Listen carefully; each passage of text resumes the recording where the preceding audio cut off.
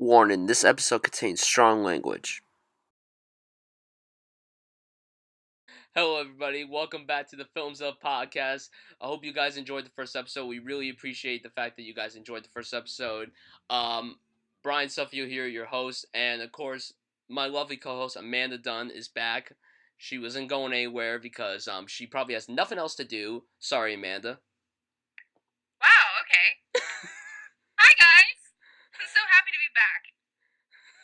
And we have a guest today. It's unfortunately not Tom Hanks, but if it was, I'd probably be crying like a little baby. I look like Tom Hanks. Guys, that is Chase Lee, who I got to finally get off his ass and do something for once. I mean, that's true. I'm not going to argue with him on that one. Chase, do you mind telling the people what you do and where you're from and how, like, we all met and stuff? Oh, man, that's kind of weird. Well, I mean, me and Bryan met, like, on a drunken night on a cruise somewhere. I forgot where it was, but, Titanic. Oh, yeah, well, it was the Titanic. I remember that. I painted him naked.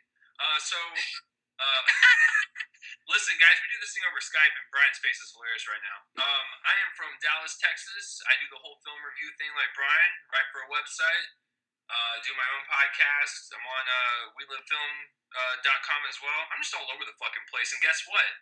I'm harsh and ridiculous, and no one has still fired me yet. And Bryan still wanted me to come on here, so this is his fault. All Bryan's fault. Because Chase we're not friends. Chase and I hate each other.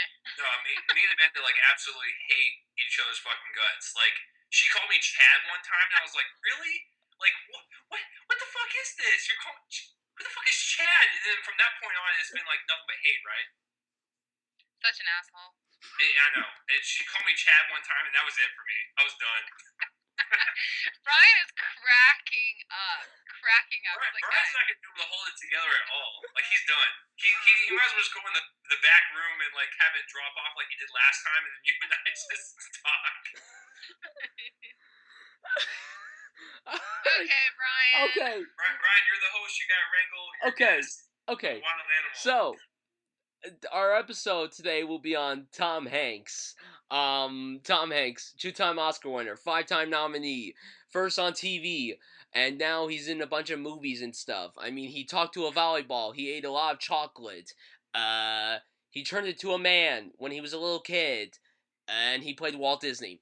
So much shit that he's done over the last 30 years. Actually, before we get into his films, like, I just want to quickly bring up his guest appearance on, like, all these 80s sitcoms and stuff, like Happy Days and Family Ties. Like, if you guys ever watched Family Ties, his character is sick. Like, it's so funny. The shit that he says as, Ned, on Family Ties, oh my god, it was so insane. And on Happy Days, like, this was an episode that was, like, in the last season, which wasn't very good. But he fights Fonzie, and oh my god, he's like a maniac. Like, he's always playing all these maniacs and all these 80s sitcoms, but that's all I wanted to quickly say. So let's just get into all of his films. First movie is Splash, directed by Ron Howard, came out in 1984, starred him, Daryl Hannah, Eugene Levy, and the late John Candy. This is a very entertaining movie. Tom Hanks is pretty good in the movie. I mean, he gets to basically make out with a mermaid, so I mean, at a time like that, in the 80s, that was something that every guy wanted to do. I wouldn't know because I wasn't born until the late 90s, so, I think this movie's really funny, but, I mean, as good as Tom Hanks is, John Candy, to me, is the scene stealer in this movie, as his brother. Like, he's just so... the shit that comes out of his mouth is, like, so friggin' hysterical. Like, it's a really entertaining movie, and, yeah, I enjoy it. How do you guys feel about Splash? Amanda, you go first, because you're a lady. Okay, well, I'm starting this one off with a bang. I've never seen it. Damn. I'm not really sure how that happened, because I remember specifically going into the video store. Remember those? Remember video stores? Yes. When I was a little girl, and I would see the cover for Splash, and I wanted to see it because I have an obsession with mermaids, but somehow it just never happened for me. I'm sorry. It's okay. It's been a while since I've seen it. I mean, the only thing I saw it when I was really young, and like I went into puberty after that movie because once Daryl Hannah like came on the beach like butt ass naked, that was it for me. I was done. I popped my first pill. But I mean, like the thing is, like, what's really cool about Tom Hanks is like he's a really good dramatic actor, but a lot of people don't know that like he's really good at comedy. He's a funny ass dude, and like his chops are like seen in this movie as that funny guy. And it's not like Ron Howard's best or like Tom Hanks' best, No. but it is a cute and charming movie. And I think if you want to see something kind of cool and unique and a nice little spin on the romance movie, I think this is your movie. You know? Yeah, it's very enjoyable, but it's not like Ron Howard's best. Next movie is Bachelor Party, same year as Splash. Um, I I don't know if I saw this movie or not. I don't really remember if I saw it or not. So I don't remember honestly. That So means you didn't. what? Just say you see it. Okay, I didn't see it. Have you guys seen it? Yeah, I No. mean, Oh man, Chase you is haven't seen it? I have not seen it. I've never heard of it until just now. What's it called? Bachelor Party. No, like, Bachelor Party. Yes. You know, No. what's really funny don't is know. like, I literally saw this movie like a few months ago at my ex girlfriend's house, and it was on TV, and I was like, "What is this?" Because like I saw Tom Hanks in the movie, I was like, "This is like it looks like a National Lampoon movie. What is he doing in this movie?" But it was one of those movies where it was like a just like a really cool comedy about a bachelor party. That's all it was. But like Tom Hanks was hilarious in it, and I really enjoyed it. It was a nice little fun movie for Tom Hanks to do, which is really weird because I mean, he did comedy before that, but like this was like the first one where like he got to like kind of test the waters with like a little bit of that raunch in there. Sprinkle a little raunch in there, and you get raunchy Tom Hanks, and that's just really fucking weird for everyone. But it was actually it wasn't bad for what it was. I mean, yeah, I guess. Yeah. Yeah. Next movie, The Man with One Red Shoe. I never seen this either. The Man with One Red Shoe. Have you guys seen it? One Red Shoe. This One film Red Shoe. I've never seen. Like I can't even. Like what the heck? That's 3 in a row. Sorry. Jesus, Chase. Have you seen this? Let me look it up and give you my interpretation of like right on the spot because I'm actually curious. The poster is a white background and a red shoe. That's it. That's it. Yeah, that's it. Appropriate. And there's no title on it. I don't even think. Oh my god. This is the DVD cover. It's just Tom Hanks with a humongous Jufro looking like into the camera, like eating your soul. A Jufro. And then it just says the man with the red shoe has a red shoe. A and it just says Tom Hanks is. Like that's all it is. He looks like a creepy pedophile. No, I don't know. Tom Hanks is. But however, the description doesn't sound bad. A man picked randomly out of a crowd is made a target of the CIA surveillance and pursuit. Okay, I did not know that. Well, wow, really? That wasn't. That is not what I expected. Yeah, I didn't expect that either. It sounds like a kooky comedy of like some guy like stumbling into a house or whatever, and like he has like a red shoe on. People's like, "Why you wear that red shoe?" And he's like, "Cause I fucking can." And then it just ends. But like I don't. Yeah, like when you read that, CIA is involved. I know when you read that plot, it's like this is actually not bad. So I don't know. I might check it out if it's ever like on TV or something. Yeah, I probably check it out. Next movie is Volunteers with him, John Candy, and his future wife Rita Wilson. His current wife Rita Wilson. Yeah. I haven't seen this movie. Another Tom Hanks. Like I didn't see many of his movies like between Splash and Big. Like I haven't really seen many of his movies between those two films. So. Yeah, this might be a boring episode, and if anyone stopped listening already, I apologize. So, but hey, we're all awesome people. Why do you think I brought on Chase? No. Don't worry. I feel like... Wait, what were you gonna say? Wait. Okay, well, if we didn't lose them before, we surely have lost them there. Just all talking over each other and bumbling and rambling about. I don't know what I was gonna say. So, Chase, you take it. Take it. Well, which one are we talking about? Volunteers. All right, so let's look that one up. All right, so. All right, so the DVD poster for this one, It's fucking John Candy in like the most like it looks like a suit you get at Walmart, and he looks like Indiana Jones with Tom Hanks in a white tux, and all it says is volunteers, and that's it. They're looking into the camera like all gangster style because it's at like a low angle. So the synopsis is Lawrence is a rich kid with a bad accent and a large debt.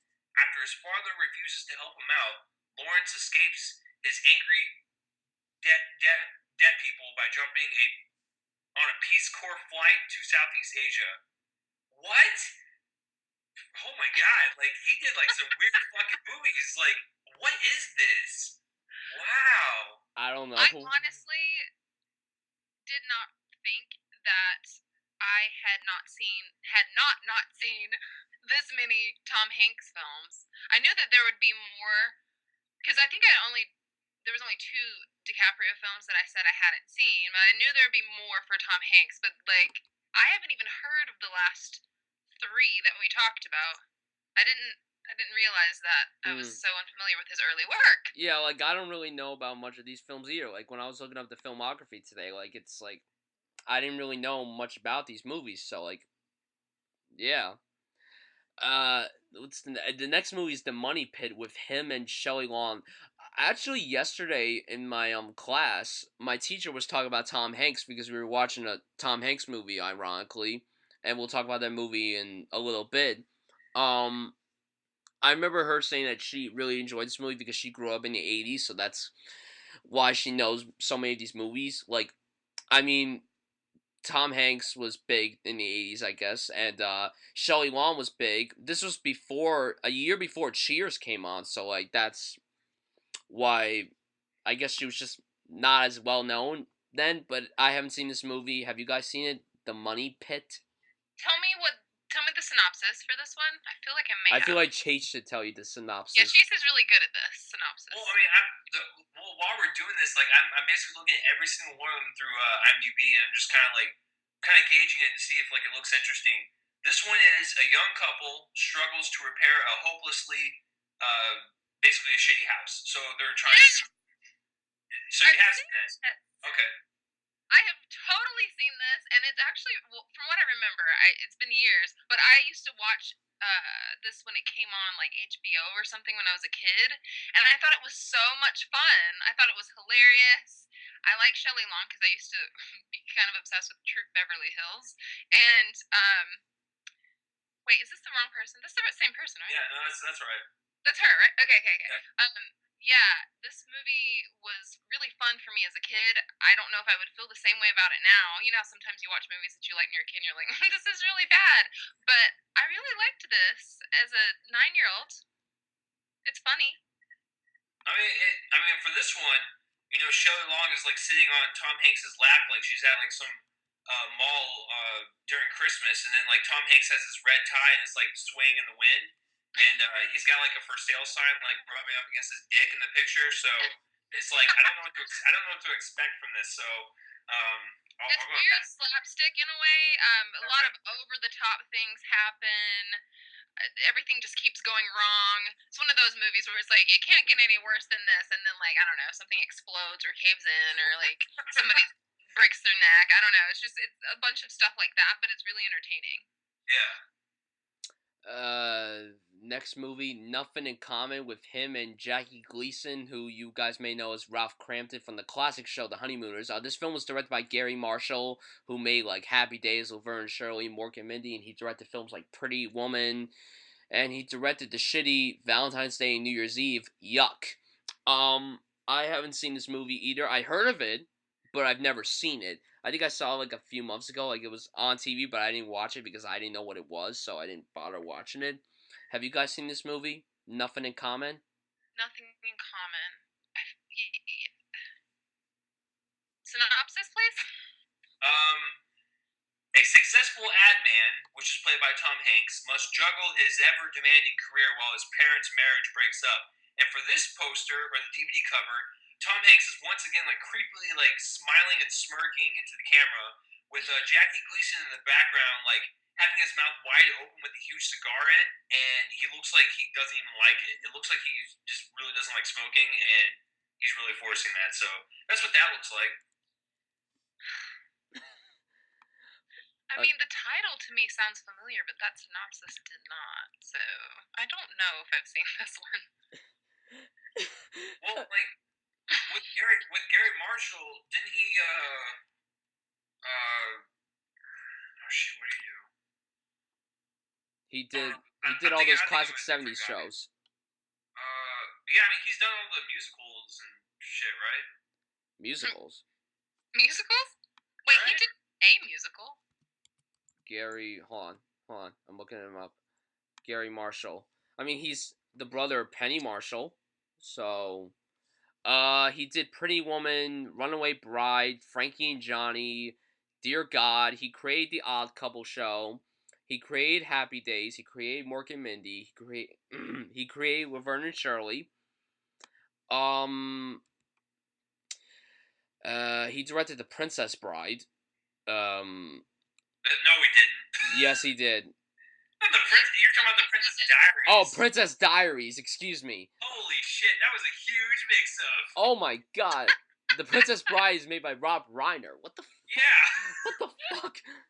Oh god. I'm sorry, it's just so no because above it it says like it says Princess Diaries and then above it says Runaway Bride. That's why I said that's why I accidentally said it. Though, like you said Princess Bride, and I was thinking Princess Diaries, and I was like, yeah, he totally did, but I was mixing it up in my head too. And I Yeah. wasn't looking at anything. And he did, like I said, he did Valentine's Day and New Year's Eve. Those were the last two things he directed. So, yeah. Yeah, I don't know. Like, I don't know why Tom Hanks keeps doing movies that we have never seen or heard of. Like, what the hell? Well, Brian, you gotta keep in mind that you and I are '90s babies, and he was huge in the '80s. So we're not accustomed to his old stuff. We're accustomed to more of his modern stuff. That's why we haven't really seen all of his '80s stuff. True. That's why. Brian just looks so disappointed, though. Like, look at him. He's slightly frowning about this. I know, it sucks. Like, I mean, it's sad to admit that I have not seen hardly any of his '80s movies, but it's true though.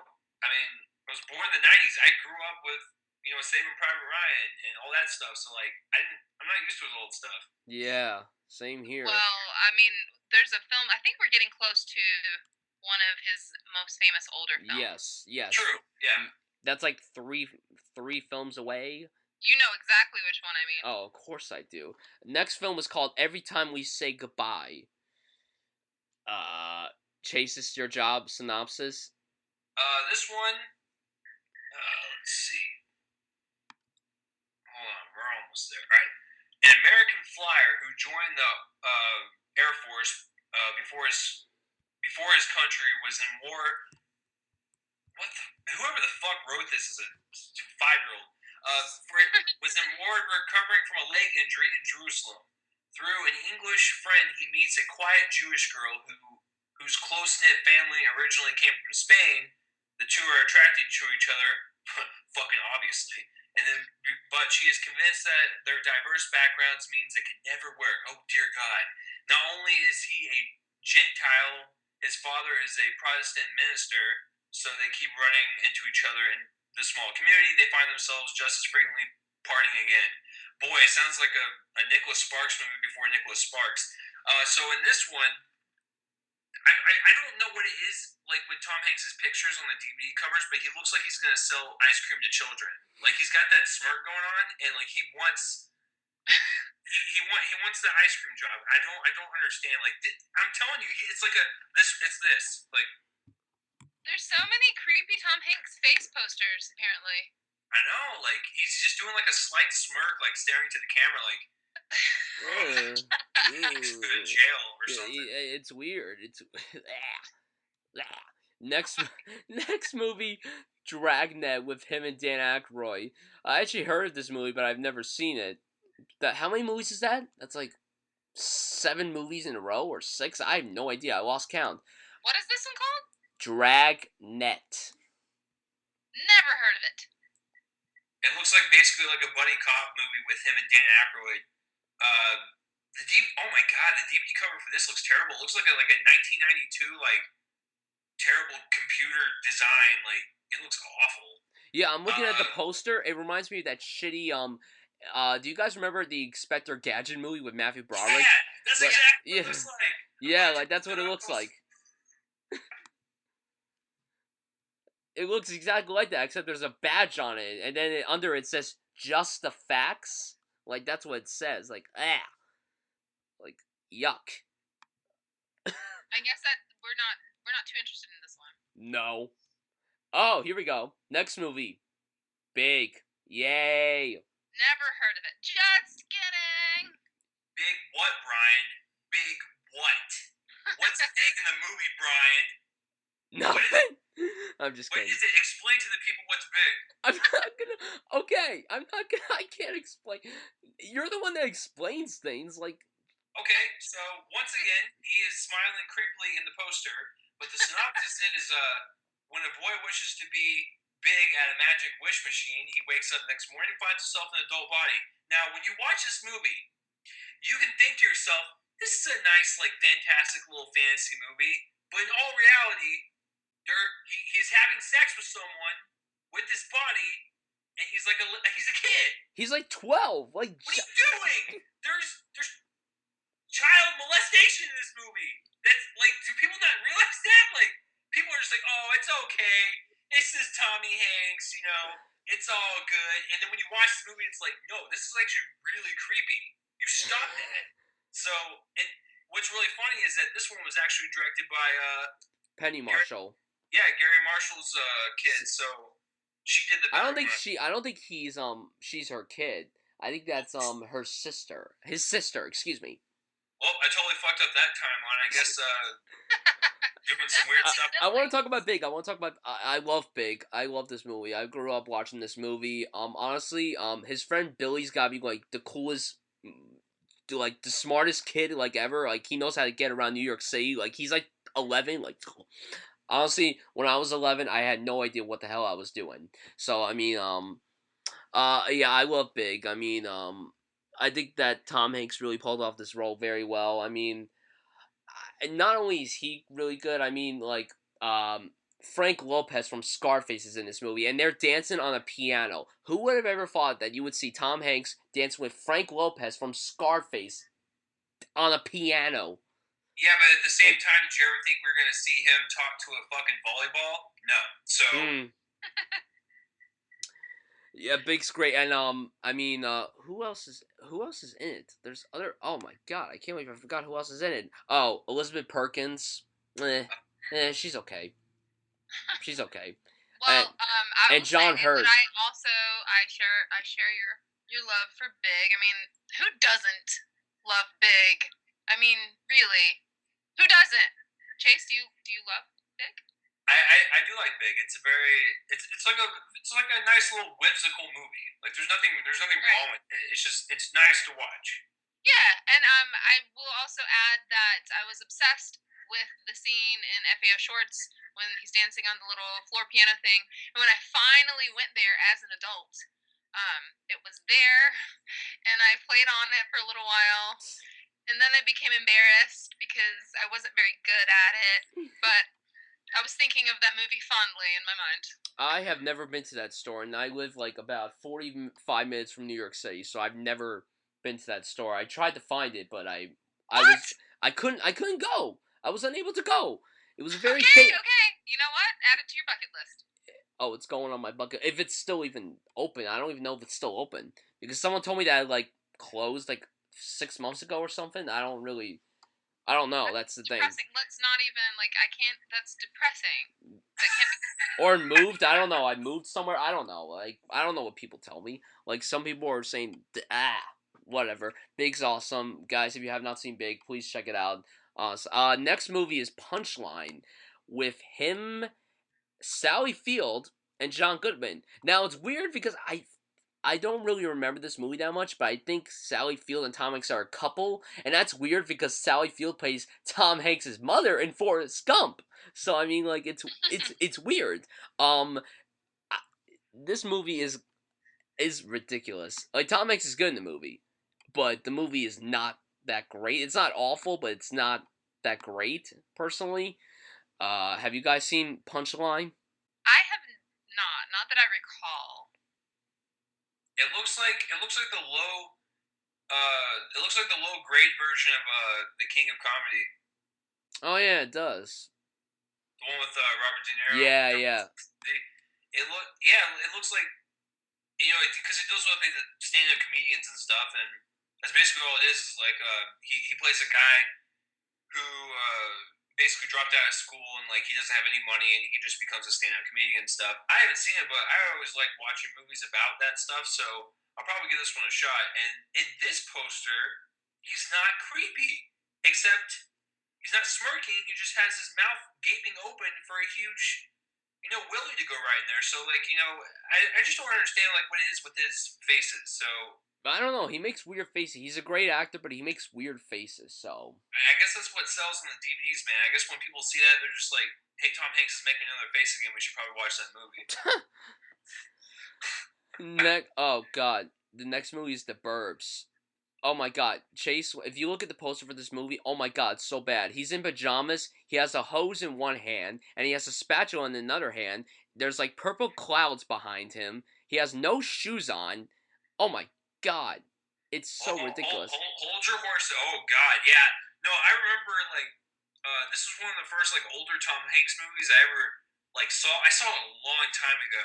It was fucking weird, and like I remember like looking at the DVD cover or whatever, and it's like, what kind of acid is Tom Hanks on? Like he looks like he's about to murder someone with that spatula and hose. Like what is this? And like when you watch it, it's a weird movie, man. Like it's something that's out of the ordinary for him. But I mean, I don't remember that often, or I mean, I don't remember like entirely, but I mean, I just remember it was weird.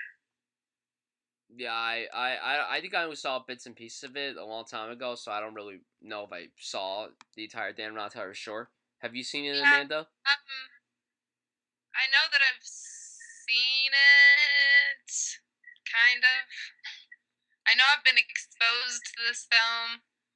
I don't remember much about it though. Okay.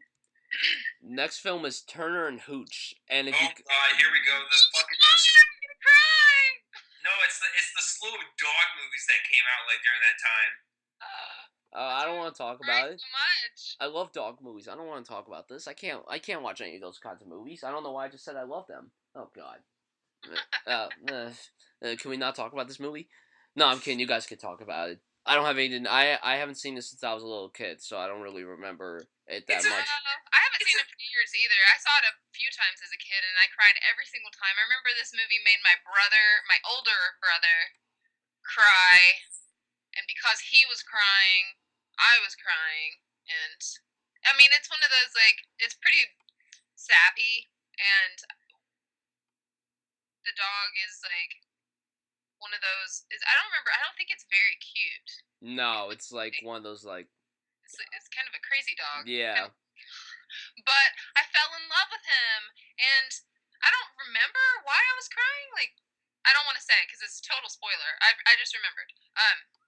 Yeah, but you know, it's not like an amazing film or anything, but it's definitely one that I watched as a kid, and anything with an animal, something like tragic happening involving an animal was like super traumatizing. I can think of like 5 movies right now. I don't know why they make movies like this.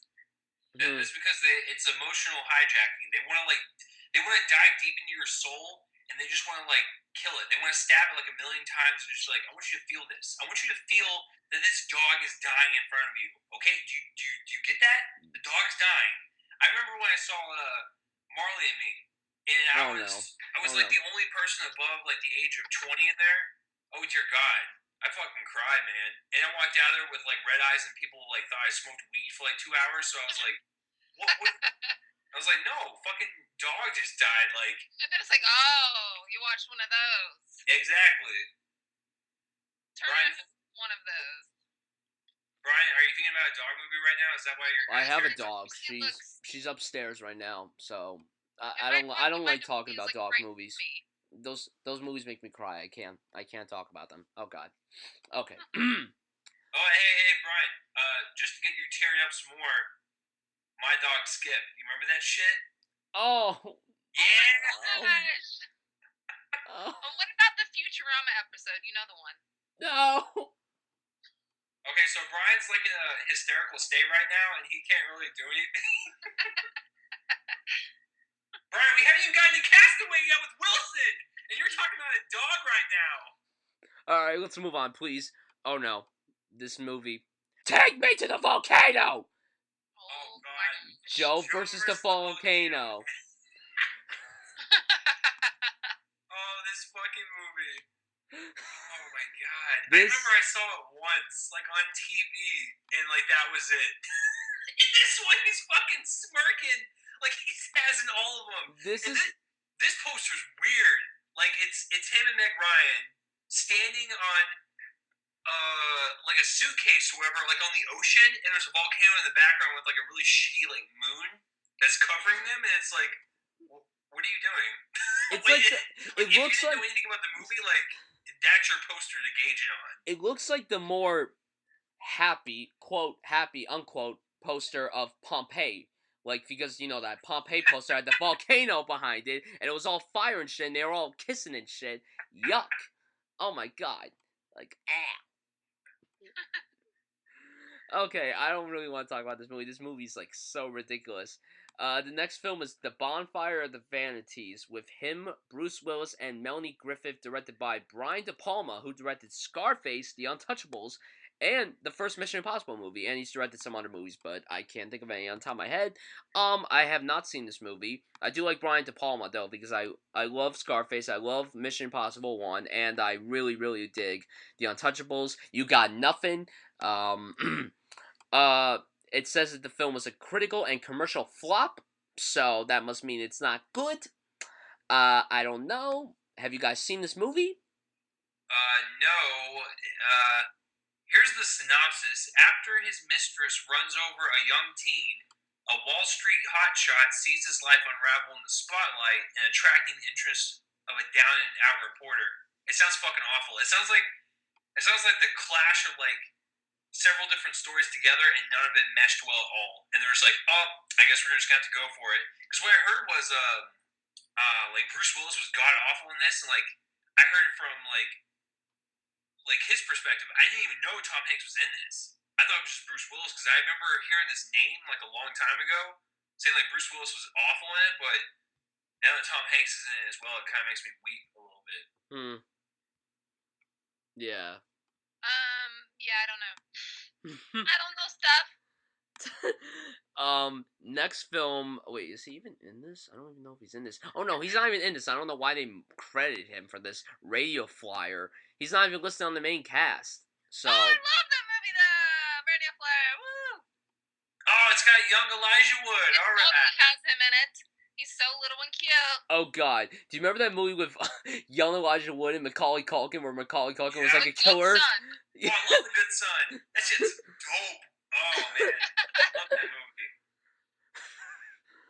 Can you imagine if you were that parent, like at the edge of a cliff, like, do I really want to keep my good son Elijah Wood, or do I want to keep my bastard child Macaulay Culkin that like kills squirrels on the weekends? Of course, you've already made up your mind. You're not gonna want to like hold on to Macaulay Culkin. Drop his ass. And speaking of Elijah Wood, this is very quick. Do you guys remember the little cameo he had in Back to the Future 2 when Marty went back to 2015 and like he was playing like the video game and shit? It was weird. Like, so yeah, I'd never seen this movie. So I don't know what happened to Amanda. Oh, here she comes. Sorry guys, we're on Skype, so usually everything goes shitty. So what you're saying is I shouldn't be allowed to come on anymore because this is twice that this has happened while I've been on in front of you guys. So because the first time you went away and the second time now that you've gone away, apparently I'm bad luck. I apologize. Wait, when was this? Oh, right. Yeah, guys, if you don't know, I tried to tell Bryan, yeah. don't let Chase co-host this thing. Yeah, Amanda said I was equivalent to castration, and I was like, that's probably correct. I mean, I'm so clever with my insults. Yeah, no, you were just like you suck just about as bad as a castration, and like you just. I was just like, you know what? That doesn't really make any sense, but I'm okay with that. At least it's not like a diseased penis. It's like it's off, it's gone. So it's like it's done. So Bryan looks so stressed. Yeah. I don't Love even you, know. This Bryan. is okay, guys. If you don't really remember this, for those of you who watch my YouTube channel, we did an Oscars hangout like the night before the Oscars. I went off like within the first 5 minutes, and they just stood there like they're like, Bryan, where the hell are you? Where the hell are you? He vanished into thin air. Well, that's what Chase said, but still, like, and then Amanda went away for like 3 minutes when we were talking about Boyhood. So I mean, like, yeah, Yeah, it what's was up with that? My favorite film, and then I disappear. yeah, like I don't even know. It's okay. It's okay. We're all here together now. It was pretty great because like Tom Hanks. We are talking about Tommy. What's his That's next true. film, Bryan? That's true. Tommy Hanks is the subject, so Next movie, yes. There's no crying in baseball. A League of Their Own is our next movie. Finally, some movie that's actually very good. Yay! Penny Marshall directed the movie. This was like his first like really good movie since Big. Um, I've been to the movie takes place in Cooperstown, New York. And if you go to Cooperstown, New York during the Baseball Hall of Fame weekend, it is like Comic Con, and ironically, it's like the same week as Comic Con, so that's pretty funny. It's insane there. I went there in 2009 for the induction, and it was packed. I met Yogi Berra there. I met many baseball players there. It was amazing. Like, it was an amazing experience because as a little kid, I loved baseball. Now my interest in baseball is not that great anymore. Like, I still watch it, but I don't watch it as much anymore. I think this movie's great. I think this is a really good movie. Him, Gian Davis, Madonna, Rosie O'Donnell, like it's a really really good movie. It's not just a sport. Yeah, it's a sports movie, but if you love like sports movies with amazing acting, watch this, especially for Tom Hanks, because Tom Hanks was like great in the movie and like playing this alcoholic, drunk coach, like oh god, and like Gian Davis coming off her Oscar nomination for Thelma and Louise, like it's a really good movie, guys. Have you guys seen it? This used to be my playground. This used to be my childhood dream. Yes, of course I've seen it. I really enjoy this film. I used to play softball, like for 3 years growing up, and this was one of my favorite movies to watch during that time of my life. I was also a pretty big Madonna fan at the time, so I thought it was really cool that she was in the film. I think for a sports film, it's one of the good ones. I have a friend that hates sports movies. That's like his least favorite type of film, but he likes this one. And I think he and Raging Bull is like his favorite, but that one is like, That's I mean, if you don't understandable. like Raging Bull, then you got some problems. But yeah, I really think that the story it has a lot of heart. I think it's a great cast. I really enjoy I just enjoy the whole thing, and I like the sound. Obviously, I like the soundtrack. I did a little snippet there, that one song from the film. How does Chase feel about it? I have not seen it. Damn it. Damn it, Chase. My dog just jumped. I know, I scare pets all the time. But listen, I have not seen it, but I do like baseball movies, and you know, I hate Madonna, but I mean Tommy Hanks is cool, and I will see him in anything. I mean, listen, guys, Madonna's like 70, 80, 100 years old, and she thinks that she's still hot, and like she's strutting around like on beaches somewhere, like and you know she's trying to act like Miley Cyrus. It's like Madonna, you're like 120 years old. Can you just like calm down? You're not relevant anymore. Just chill. Just chill your shit. That's what someone needs to tell her. Just chill your shit. Well, I mean, I gotta give it up to her. She is in some great shape for her age. And Yeah, while she is. she definitely, some people can argue that, she doesn't necessarily dress like someone who is 120, she still owns that shit. And she's Madonna. Like, no one else has that name. She's the only person with that name. She's Madonna. Hold on. You guys gotta listen to this weird story. This is just gonna be very brief. When I went to Myrtle Beach this past summer, there was this concert type show where all these people played all these like musicians like Madonna, Michael Jackson, Aerosmith, the Blues Brothers, and Madonna meets people at the door. And that was like the last day I was at Myrtle Beach, and I wore a Walter White shirt. So when she saw me, she like ran to me and hugged me because she loved Breaking Bad so much. And like it's weird. I'll send you the picture. I'll send you guys the picture later. Like It's very weird, but What? Who hugged you? the woman that was playing Madonna at the Oh, show, like the first of Madonna all, she impersonator. looked like Madonna. She sounded like Madonna. Oh my god, she was so good. Like all the people at that show were really good. Like it was, So you felt like Madonna had yes, hugged you. yes. That's Brian, I was about to say because I thought you said Madonna hugged you. me too. I'm like, you told me you've never met a celebrity. Exactly. And the first question I was going to ask you was how rock hard were those fake tits? I mean, because listen, it seems like she's rocking some mountains up there, and I'm just curious to see like how they felt. But I mean, if you didn't, I mean, it's fine. But when you do, that's where we'll ask you. Oh god. I'll send you the picture in just a moment. Before we move on, I'm not like some huge Madonna fan. I love early Madonna stuff, 80s, 90s Madonna. But I do think it's cool that she. God, what's going on with my throat? Sorry. I do think it's cool that she is 120 and still looks great for her age, man. Anyway. The only thing that she's ever done that was good was she married Guy Ritchie for a short period, and that was it. Wait, didn't she marry Sean Penn? No, that isn't true. Did you not hear Like a Prayer? Have you not heard that song? I don't really listen to a lot of Madonna, so I don't. That's a great song. Oh, and her Ray of Light album is actually really, really good. Isn't that like her recent album or something? No, that's like 1999. Ah, okay. That was a good one. Well, this was Anyway, a very interesting conversation about Madonna. The next movie we're going to be talking about is Sleepless in Seattle with him and Meg Ryan, directed by Nora Ephron. I probably butchered that name, and I apologize. The woman was a great writer, director. She was fantastic. This is a really good movie. This to me is Tom Hanks's When Harry Met Sally. Not just because Meg Ryan's in it, but like it feels like Tom Hanks's When Harry Met Sally. I think it's a really good movie. I'm not someone that loves romance movies. I don't like romance movies nowadays. Teen romance movies to me are just bullshit, except for Fault in Our Stars. But regular romance movies, there hasn't really been many good ones. The Best of Me, yuck. The Lucky One, yuck. And I'm actually just saying a bunch of Nicholas Sparks movies. Fuck Nicholas Sparks. Wow. Sleepless in Seattle is a very good movie. It has a fantastic script. The romance is great. The chemistry between Tom Hanks and Meg Ryan is fantastic. I think this is a really good movie. How do you guys feel about this movie? Such a classic romantic comedy. I mean, I definitely enjoy this film. This is one of my sister's favorite movies.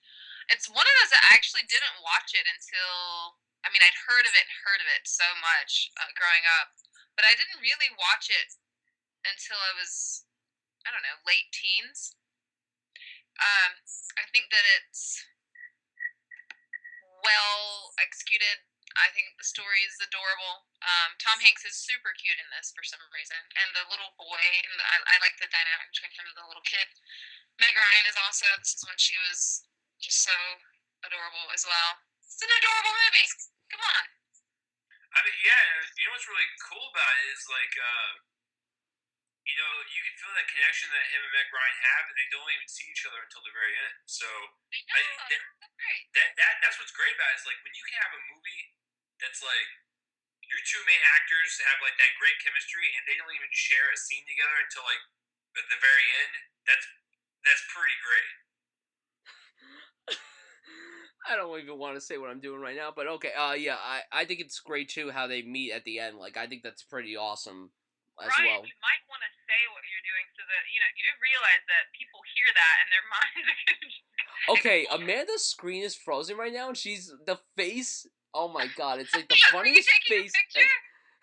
I'm about to send it to you right now. It's so incredibly funny. Wait, Chase, is she frozen on your screen too? Yeah, she looks like she's gazing up at the ceiling because she just saw like a dead rodent up there or something. That's actually what happens. So weird that you that. I'm sending you the picture right now. Like, it's really funny. I'll put the picture while you guys are listening to the podcast if you actually, like, have it on you or whatever. Yeah, whatever. Actually, Brian, Brian's paying me back for what I did to him last week after we filmed. He literally looked like he was dying. Like he Oh. was the most tired he'd ever been in his life. He was like, his hands were just like all over his face, like pulling his skin off. Oh And I took a God, picture I of was him and sent it so to him. tired that day. It was like 2 o'clock in the morning. Like it was so tiring that day. Brian, can you take a picture of her face right now? And I then, am. like at this point in the podcast when you're editing it, can you put that picture on top of what we're talking about? Yes. Okay. Yes, and I'll send I'll send you the picture right now. I'm gonna do it. I'm gonna send you the picture. Like I have to do it. I have to do it, Chase. All right, I send it to you. It's send it to you right now. Oh yeah. This is so cute. Thank you for taking this picture of me. You're welcome. Your screen is still frozen. What the heck? Sorry. Just turn off your camera, then turn it back on. Okay. Am I moving? You're still the picture's still loading. Yep, there we go. Okay, we're back in business. Okay. Next film. Oh, next film, Philadelphia. Directed by Jonathan Demme, who won the Oscar 2 years prior for Silence of the Lambs. This film stars Tom Hanks and Denzel Washington. Tom Hanks plays a lawyer who's gay and has AIDS, and he's filing a lawsuit because his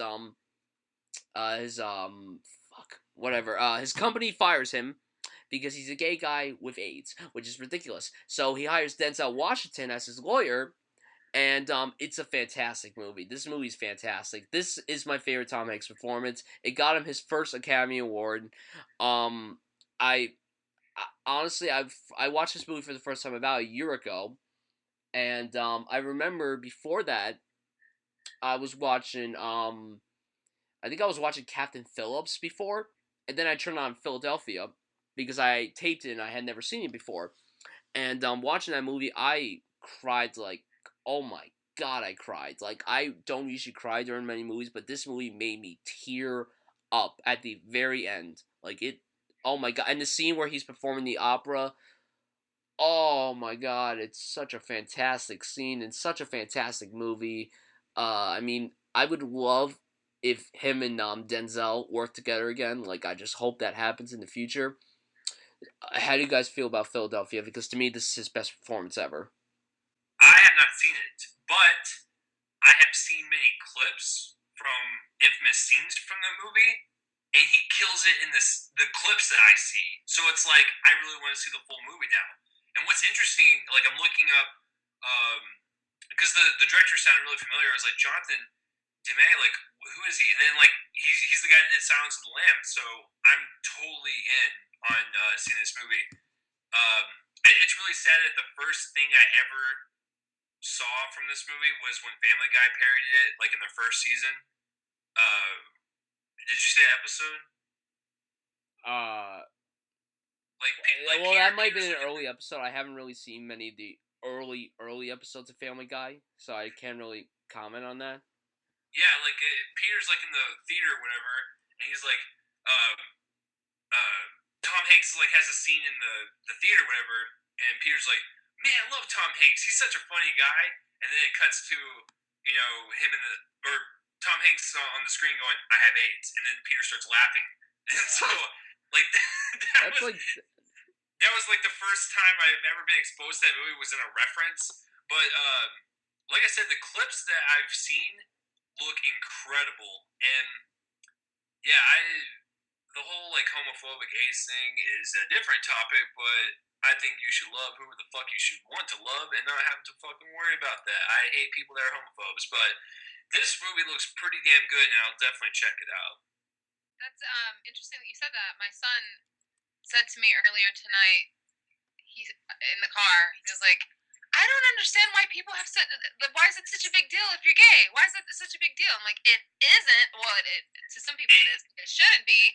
And Exactly. Anyway, point is that I've taught him the right way. So well, you're a good fucking mother because people are like, listen, there should be no fucking prejudice in that. Like, we're human beings. Like, why? Like, why does it matter? Like, if someone's gay, like a few states away, like I have a friend that's gay, has a boyfriend, and they're in Colorado. How does that affect my life? It doesn't. So let them do whatever the fuck they want. Like, I don't understand. But this movie, when it came out, like it was still applicable to that time, even though the AIDS were like really huge in the '80s and whatnot. And so, coming out in '93, it's still relevant today. So, like, it's a very relatable movie, even if you watched it today. So, I think that's what's really great about it. It still holds up. Yeah, I definitely agree with that. It's actually been quite a few years since I sat down to watch this. I've only seen it one time. I was pretty young when I saw it.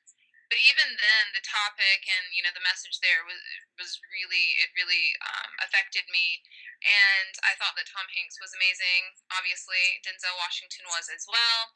I wouldn't necessarily say this is his best performance or that it's my favorite from him, just because I've only seen it one time. So I would really have to watch it again Yeah, and look at it with these eyes that I have now, because at the time I wasn't really thinking about the performance as much as I was just, thinking about the story because I was kind of young.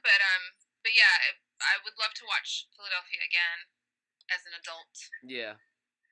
You know, like I mean, like it's not my favorite performance of his, but to me, it's his best performance he's ever given. Technically his best, in your opinion? Yeah, it's his best. Gotcha. Next film is, of course, probably his most popular, Forrest Gump. I mean, Forrest Gump. I'm not a smart man, but I know what love is. Like, I mean, Forrest Gump.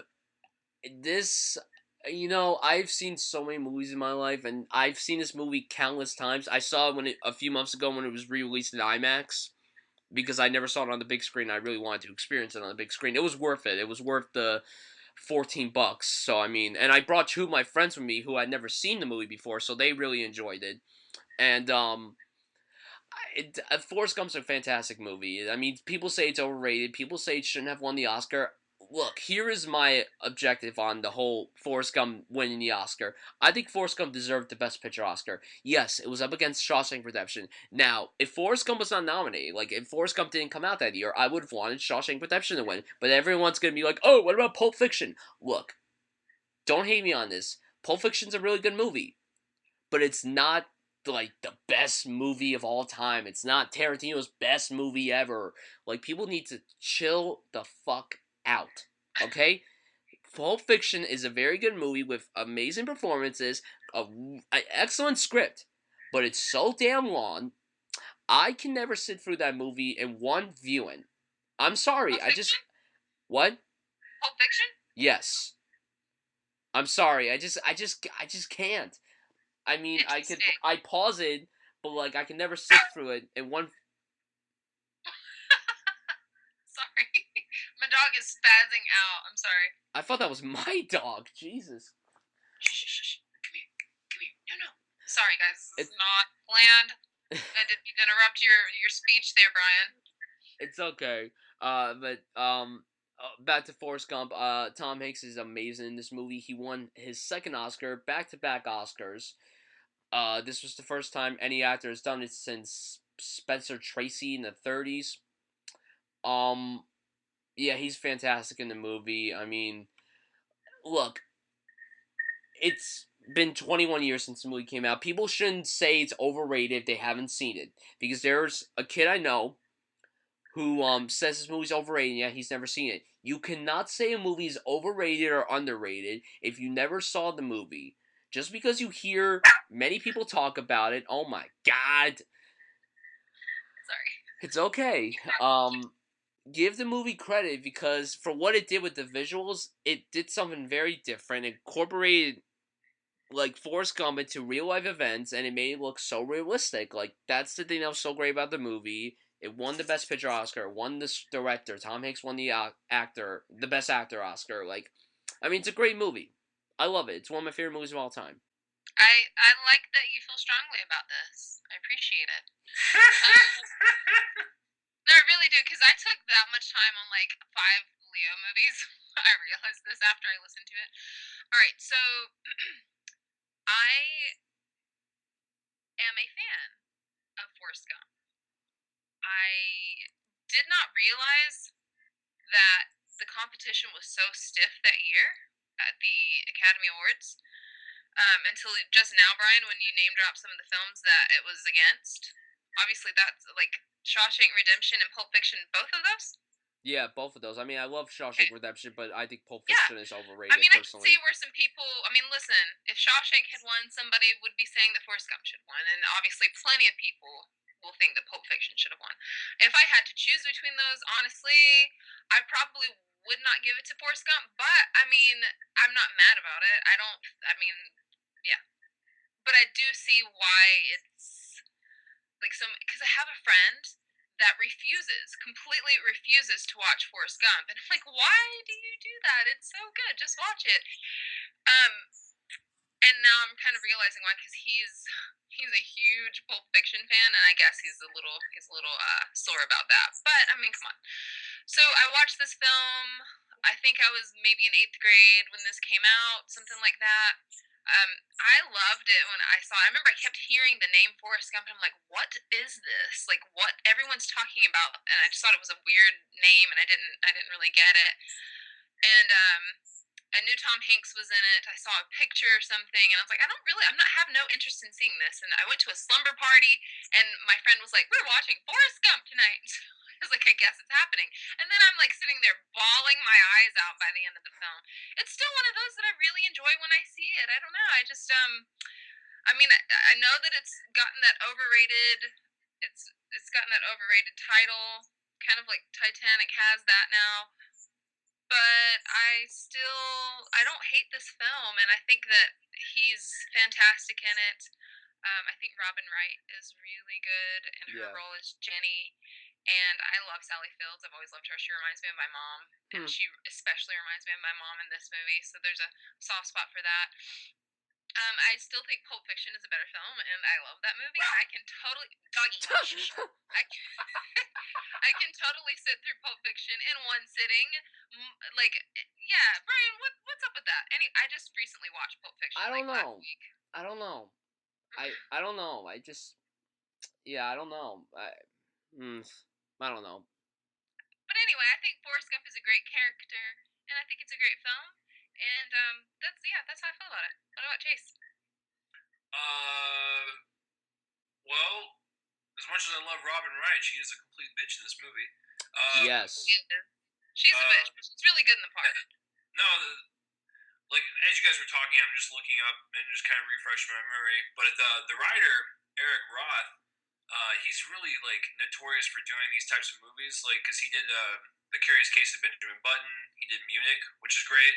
He's a really great writer, and like when people with the whole overrated thing, I I don't know why overrated is a thing. Underrated should be the only thing. Like, who cares if it fucking won?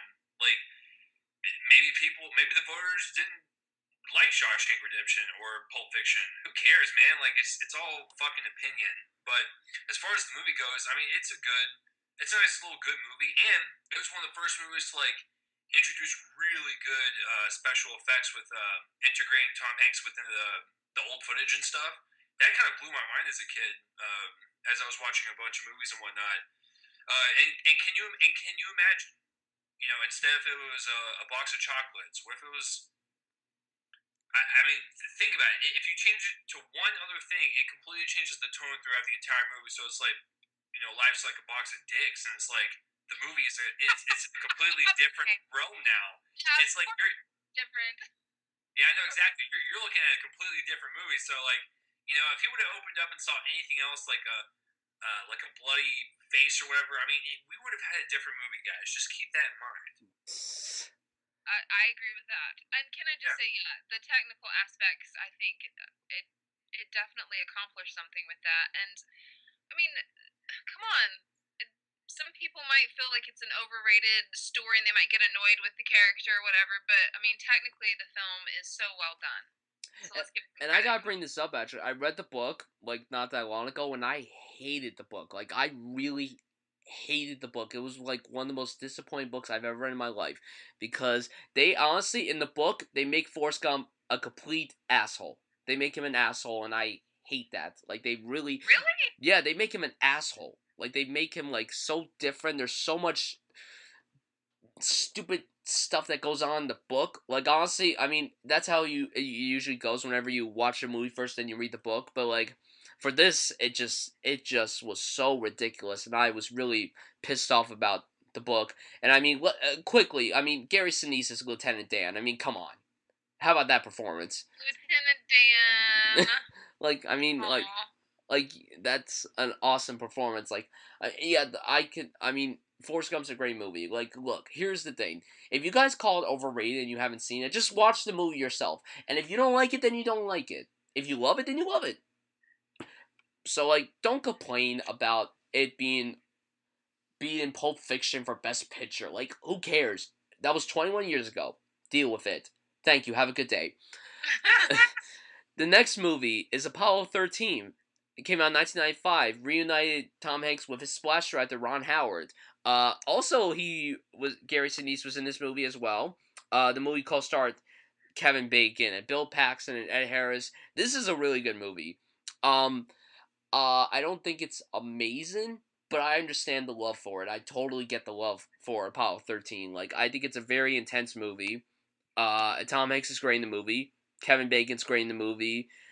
Bill Paxton's great in the movie. Like, all these actors are fantastic in the movie. So, I mean, if you love space movies, I'm shocked that you haven't seen this, but if you have seen it, I think it's a really good movie. Yeah, I mean, Problem. What? Houston? Oh, yeah. What? What's the problem? What? Go ahead, Chase. You were talking. Oh, no, no, it's just like what Brian said. It's not like anything spectacular, but I mean, it's a nice emotional movie that like rip you in its core at the very end. And I like the interaction between all three of them, like in the actual shuttle. So I mean, it is what it is. You know, it's not my favorite of his, but I mean, it is what it is. Yeah, I don't have like any strong feelings about this film. I don't love this film, and I don't hate this film. It exists. I watched it. I was like, oh, okay. I saw Apollo 13, and it was pretty good. Pretty good. I guess we can all agree that Apollo 13 is a very good movie. No, we can agree that it's pretty good. Pretty good. Pretty good. Very good. Next movie. I mean, I recorded this sound. Like, I just had to play this, and hopefully people can actually hear it as well as you guys. So, be prepared. This might be very, very loud. All right, here we go.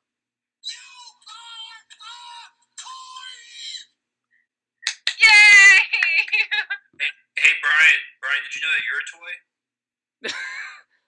What? What?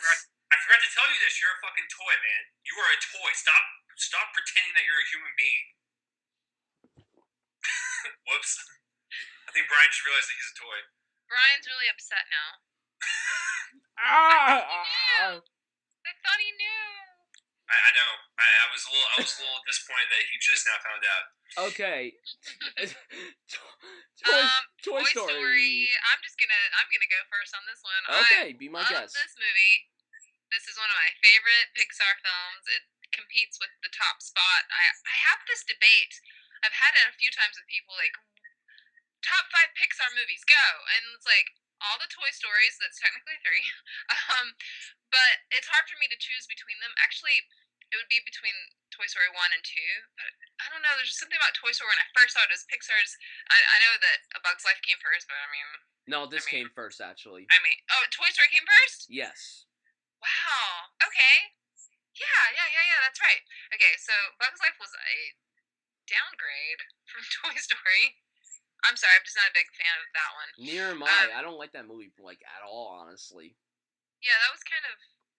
Anyway, we're not talking about that. We're talking about Toy Story. It's a fantastic film. I love it so much. I saw it when I was 12. I thought it was, like, the greatest...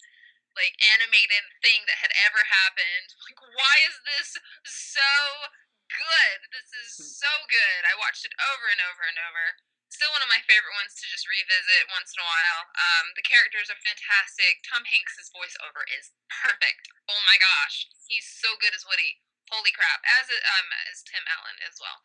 But Yeah, it's so good, and I love it. And Bryan, you can go now. I'm No, sorry, let's I went Chase. You first. can go. You can go first, Chase. Second, actually. Excuse me. Oh, Bryan's No, going last. I'm used to that. I don't ever go first. I'm always a step behind in life. But like, no, like, what's cool about Toy Story? First computer generated movie in history, and when that movie, if you watch it now, it is a little dated, like, because it's very choppy. But for that time, that's fucking awesome, man. Like for 1995 and shit. And you're right, like friggin' Tom Hanks, he embodies that cowboy, and Tim Allen embodies that space ranger. And unfortunately, for everyone else besides Tom Hanks, they rely on the Toy Story sequels to actually have paychecks. Because let's face it, Tom Hanks is off doing somewhere like 3 movies a year, and then Tim Allen's probably in a taco stand somewhere in Jamaica. So he just doesn't really have a job. So everyone relies on these sequels except for Tommy. So it's like, Well, I mean, like, he was Santa Claus at one point, and I think that he probably did pretty well from being Santa Claus. But after Santa Claus, like, he went to the taco stand, I guess. he went to the taco stand, and then they're just like, hey, Timmy Allen, do you want to do Toy Story 3 after 10 years from the second one? He's like, oh God, yes, I'm barely affording bills right now. Yes, give me Toy Story 3. Exactly, and then they call Tom Hanks, and they're just like, can you do a third one? He's like, sure, let me squeeze in between my 4 movies. So I mean, like, it's just really funny, but yeah, Toy Story, one of the best Pixar movies, and the first one. So there you go. This is my favorite anime movie of all time. Oh Well, actually, shit! competing with this and The Lion King. Those two movies are competing, and Aladdin. Honestly, it's a three-way tie. I mean, Aladdin is Aladdin, Riff Raff, Street Rat. I don't buy that. So, Toy Story Oh is. man, we should do a podcast on animated, like just all on animated films Do you because not know how long that I would have be? so many things I could say That right would be now. like 12 hours long. Like that would Right? be forever.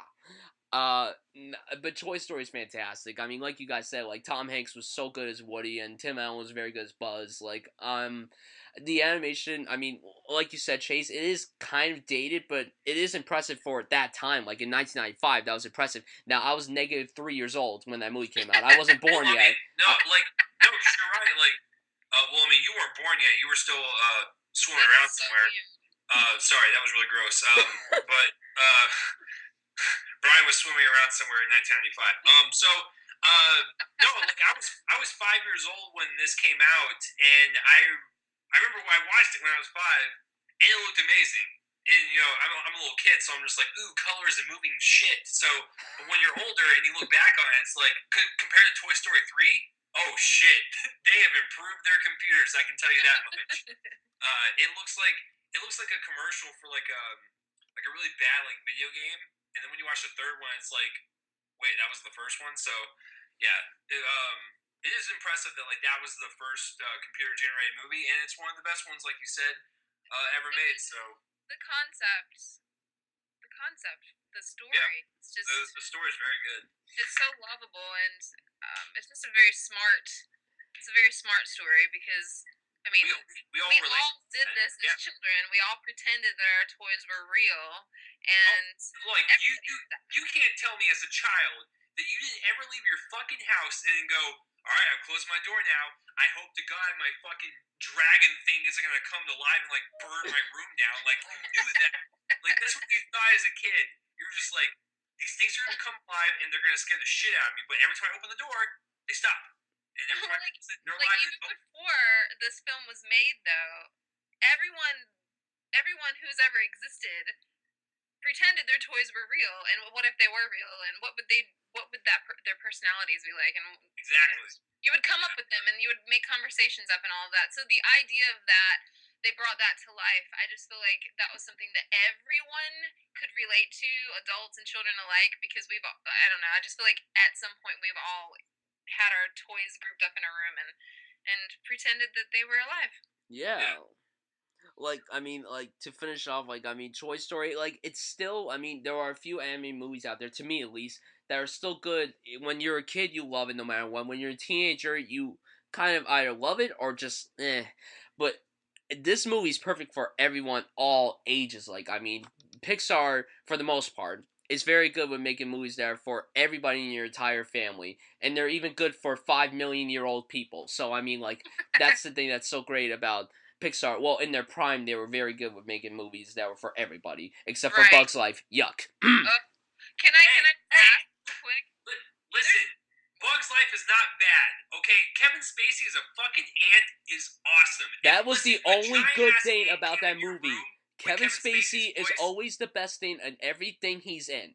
He was the best thing about Horrible Bosses. He was the best thing about The Usual Suspects, American Beauty. Every single thing he was in, he was the best thing about it. And he was probably the best thing about Call of Duty Advanced Warfare because he's Kevin fucking Spacey. But was he the best thing about War of the Worlds? Because Kevin I don't Spacey. think that's true. Kevin Spacey. Okay, I'll give you this. You remember when they had the competition between Bug's Life and Ants? Yes. Ants better. Bugs Life is way better than Ants. What? I'm in the middle. I'm in the middle. What? I don't know. It's weird seeing Woody Allen as an ant. I don't know. That's always been a weird thing on my mind. He looks like a fucking ant. Like, it's perfect casting. And then Honestly, I only saw Ants once. I saw Bugs Life probably twice. And because it's Pixar, like, in my mind, it automatically is better, but I don't know. And me saying that I don't like Bugs, I didn't necessarily... I can't talk. I didn't necessarily say that I dislike A Bug's Life, but it is definitely at the bottom for Pixar. Like, no, for sure. Like, because no one ever mentions it. Easily my least favorite. Yeah, it's like my third least favorite Pixar movie. Like, I mean, like. Well, I mean, okay, let me. Since we're talking about this and instead of Tom Hanks, besides Toy Story, I really love The Incredibles, and I love there's a bunch of them that I love, but I think my favorites are Toy Story, Incredibles, and what's it called? With what? You gotta say what's in it, like what they do. what they do. Wally. Oh, sorry. Wally. Oh. Okay. All right. If we're gonna do this, I like Toy Story is my favorite Pixar movie. It's my second favorite is The Incredibles. I fucking love The Incredibles. I love that. Yeah. As a kid, Dash was like the best character like ever.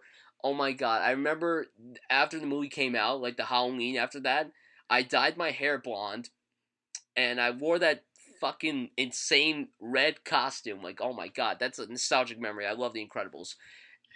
And then Ratatouille. Ratatouille's great. That's a great one. Like, I love that it's in Paris. And just to quickly bring up Wally, I like Wally, but I don't love it. I don't love Wally. I don't know. As a kid, it just didn't grasp me that much. I like it better now when I'm older, but I didn't really love it that much when I was a little kid. When it came out when I was like 10, so I really didn't like it that much. And then Up came out after that. Has like it's one of the smarter ones, and I do realize where some children might not connect. I feel like adults might connect with Wally more than children. Yeah, that's the thing. Like, I didn't really connect with it that much. So I mean, it's not. I mean, I don't hate. I never said I hated it. Like, I still think it's a decent movie, but I don't love it that much. And then just one more film I want to bring up before we get to Tom Hanks' next movie, Up. Up. I Up is love fantastic. The first half of Up more than the last half. I've gotten in trouble for discussing this film with people. They're like, "How do you not adore Up?" And I don't know. It's something weird about the talking dogs at one point, and it just didn't seem that's fit. understandable. Like, it kind of fell off for me, but I do still think that it's really well done. I just like the first half of it more than the last half. What about you, Chase? Like, other than like Toy Story, what to you is like the best Pixar movie? I'd have to go Wally, Up, and Toy Story 3. Very nice. Oh, crap. There's so many more. I forgot. Damn it, dog. I'm just kidding. That is not a Pixar film, Brian. Oh, Monsters Incorporated. Damn it, dog. Directed by Michael Bay. I have a soft spot for Monsters Incorporated. Monsters Inc. is very good, too. Monsters University was like the best Pixar movie the only good Pixar movie after Toy Story 3. Oh my god. Inside Out looks fantastic. I feel like the listeners are like, okay, Yeah, guys, we're let's talking get about to six tell. All different right, we're superpowers. sorry, guys. Honestly, this is such a rambled episode, but you know what? I'm having We're a having lot of fun. fun. I'm having a lot of fun. This is awesome. Do with it. Next movie, That Thing You Do. It was directed by him and written by him. It came out in 1996. It starred him. He was in it. He wasn't the main character, but It was directed by him, it was written by him, and it was starring. And it starred him. well, it starred him in a minor role. Tom Everett Scott, Liv Tyler, Steve Zahn, and Tom Hanks. This is a very enjoyable movie. Honestly, when you watch this movie, I feel like I'm watching a Beatles. Like I feel like I'm watching someone with the Beatles because ironically, it was released in '96, but it took place in 1964. That's when the Beatles started being a big hit. And honestly, like there's yeah, this movie's very enjoyable. I really enjoyed this movie. I think it's one of Tom Hanks' most underrated films. I think it's a very good movie, and it showed that Tom Hanks is a good director and a good writer. How do you guys feel about this movie? I've never even heard of it. You never heard of it? No. Do you I'm watch? sorry for being Don't you so watch short. Profiles? Oh my gosh. Do I watch Profiles? He brought it up like 5 million times because Scott Mance is like a freaking Beatles fanatic. He brings up that movie like all the time. Like Yeah, but Scott Mance is also on like 12 pounds of cocaine every day, so like I'm not like I can't keep up with his speed. oh shit. Oh my god. Okay, well, let me say, I have seen it. I think it's a lot of fun, super enjoyable flick. Somehow completely forgot until you just reminded me that he wrote and directed this. I remembered that back then, but it left my memory, and you just brought it back to my memory. So that's I'm feel more impressed by the film for some reason now that I've remembered that he it was written by him and directed by him and also starring him in a smaller role. I love the music in this. The music is really fun. I love Liv Tyler. I adore her. She is so beautiful and so cute at the same time. And what was that, Brian? I don't know. I mean, she was really attractive in Lord of the Rings, but Oh, stop it. Just, you know what? You know what? Just bite your tongue. She's an angel. No, I'm I mean, kidding. I'm kidding. She's the daughter of a rock genius. So I mean, she's yeah. so talented. I think she's super underrated. I'm kidding. She's really pretty. She's really talented. Yeah, she's really good in the movie. Next movie, Saving Private Ryan. Yeah. Steven Spielberg. Never heard of it. I mean, I'm kidding. I'm absolutely Stop doing that. kidding. Stop doing that. But I feel like Saving Private Ryan and Forrest Gump are like his most famous films. They are because I mean, like every time someone brings up Tom Hanks in my school, they either bring up like Toy Story or Forrest Gump or this, and like nothing against this movie. This movie's amazing. This is, in my opinion, this might be the best war movie ever made. I honestly, I can't really watch war movies over and over again, but this has such a rewatchable value to it that it's like so. Like honestly, every time I watch it, I feel like I'm watching a new movie. Like it just feels so different every time I watch it. Like it's amazing. Like Tom Hanks was nominated for Best Actor for this movie. Would he have won? Probably not. But he was so good in this movie. I mean, Spielberg is a it's Steven Spielberg, for goodness sakes. I mean, Edward Burns was in this movie. Vin Diesel was in this movie. A lot of people. Matt Damon was in this movie too. Like, I mean, there were so many really talented actors in this movie that you didn't even know were in it. And Nathan Fillion, Ted Danson, Paul Giamatti. Like, there were so many people in this movie, and that's the thing I didn't know until I rewatched it about. I think I watched it like in. I think I watched it in Thanksgiving, around Thanksgiving time. So like, it's a great movie. It's a fantastic movie. I didn't realize Nathan Fillion is in this. He's in like a small part. That must be like just a bit piece, but I didn't realize that. He's like in a very small part. Like, I mean, I can't stop thinking about this movie. This movie's fantastic. How do you guys feel about it? I mean, of course it's great, but like, give your opinions on it. Actually, I've only watched it from beginning to end one time. That's fine. Somehow. Yeah, this is so many guys love this film. Not that this is one of those movies that, if you're a film lover, it's obviously on your radar to see it. But I know so many guys that talk about this movie as one of their favorites. I just remember growing up, and my dad loved this movie, and my brother loved it, and um, uncles and all the male figures in my life were fans of this one. It's obviously a great film, obviously great performances. There's that moment, the moment that gets everybody. Yeah. That moment, it's very well executed. Um, yeah, I am not going to pretend like I love this film, but I give this film lots of props for being great. This is not Spielberg's best war movie. That's Schindler's List. Yes, But- that's correct. For you to say that. But this is But, more rewatchable yes. than Schindler's List. I really watch Schindler's List and feel destroyed inside just because it's a better made film. But I mean, like, look at Saving Private Ryan. It's got beautiful cinematography. It's got great war scenes. It's got really good emotional depth. It's all there.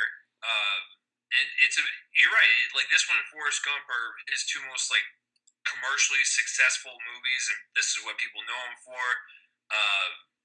You know, I like it, but it's definitely not my favorite war movie at all. And like I said, Spielberg, like it's all about Schindler's List. Like that's actually my favorite Spielberg Yeah, but the movie. reason why I said Saving Private Ryan is my favorite is because it has more of a rewatchability value than Schindler's List. Because Schindler's List, I cannot, I Oh, can't. it's depressing. Yeah, But that's the thing. I I can't. But that's the thing, Brian. Like, I like to put myself through that. Like, my three favorite like romance movies in my collection: Eternal Sunshine of the Spotless Mind, Yes. the Before trilogy, and Blue Yes! Valentine. Are you fucking kidding me? Like, I like to feel destroyed. I like to have my like insides like emotionally like damaged. Do you I like hear to, Amanda? Like she's like calling you her best friend now because she like oh my god she's like obsessed with those three movies. I mean nothing against all those movies. I don't want to say anything on You just went here. into my brain and my soul and pulled those films out, and I honestly feel like this was planned. Did you guys plot this No, moment no. to make me freak out? Well. or to be honest with you, out of my humongous movie collection, there's bound to be like one movie that you like in there. So No, but I mean, like you said, my three favorite romance films, and those are like for real. yeah, no, They those three. probably are my three. Like when it comes to excluding like classics, the classics. No, I'm talking straight up modern romance movies. That's me. That's exactly my three right there. That's I haven't crazy. seen one of them, so please don't kill me. It's okay because you're going to see them all. I've seen the Before movies. I've seen Eternal Sunshine, but I have not seen Blue Valentine yet. It's on my Netflix watch list. Like it's you're just. Going to watch it. Brian, it's gonna tear you up and it's gonna make you want to never get married. I know. Just be forewarned. Hey, I said that about Revolutionary Road. I didn't want to get married after watching that movie, but. Sure, that one's pretty bad too. Yeah. Yes. But yeah, like I mean, I don't why we keep talking about so many different things, like it's insane, and yet we're trying to talk about Tom Hanks. It's like we're all in the same room just hanging out, and we forget that we're recording this for other people. Apologies, Yes. guys. Oh yeah. One quick thing about Saving Private Ryan before we go to our next movie.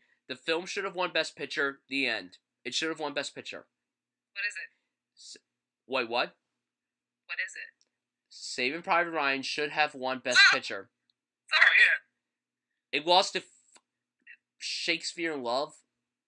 Oh, that's cool. So wait, you're telling me that Gwyneth Paltrow and like a pubic hair mustache won over Saving Private Ryan's opening scene? Nah, come on. See, that's the thing. Like, that's one of the worst Best Picture winners ever. I mean, I don't hate Shakespeare in Love. I think it's an alright movie, but it did not deserve the Best Picture Oscar over Saving Private Ryan. Spielberg won Director, which is a great thing no matter what, but the film should have won Best Picture, and that's it. That's all I have to say. Like, it should have won Best Picture. Like, just for those 20 minutes, it should have won. Next movie is You've Got Mail. Meg Ryan and Tom Hanks back together again. Wait, was this one directed by... Oh, yeah, it was directed by Nora Ephron again. I think this movie's alright. I understand the love for it, but I think Sleepless in Seattle is a much better movie. Personally, I think that's a much better movie. And that's all I have to say. Okay, I would choose Sleepless over You've Got Mail as well, but I do enjoy You've Got Mail. My sister is obsessed with both of the same sister that I referenced earlier that had me watch Sleepless in Seattle, also had me watch You've Got Mail. She loves both of those movies, and I associate them with her, and I love my sister, and I love watching them with my sister, so I do like You've Got Mail as well. I liked seeing them together again. Meg Ryan is real cute in this one with her little short haircut and her cute little smirk before she messed up her face with the surgery. Oh my Yuck. gosh. I think that they're adorable together. They have this chemistry that's very apparent in this one because they obviously shared the screen in this film more than they actually, like a lot more than they did in Sleepless in Seattle. So I liked that aspect of it more. But this was like sort of an inspired by Shop Around the Corner with Jimmy Stewart, right? I'm looking that up. Yeah. Yeah, which is a fantastic film. Shop Around the Corner is a better film, but I like that it was inspired by that. Yeah, I think it's like a B. I give it a B. I think it's good. I mean, you're right. It's cute. It's charming. It is what it is. There's two things though. One, you're right. Meg Ryan is her hottest in the '90s. Now she looks like a burlap sack that was like beaten on the side of a It seriously hurts me. It I hurts know me. it's really bad because like she used to be really attractive, but now she's not. But like, the second thing, can you imagine showing this movie to like a child and like having them be like, what? What's AOL? What's this I shit? know. Like, this movie is severely dated to a point where like kids would be so confused as to like people talk like this. Like, just show a kid this as torture, and then we'll just film it, and then that will be like a really good reaction movie. I just love that you mentioned like what's AOL because that I still use AOL, guys. Like that is I still What? use AOL. That was my first. I just never changed it. I still use it, and sometimes when I'm like, yeah, I don't know, I'm signing up for something and I have to write my email down, people look at me and be like, AOL, really? And because of that reaction, I almost just want to keep doing it because it's funny to me. So yeah, You've Got Mail still happens to me on the daily. I don't know if you should have.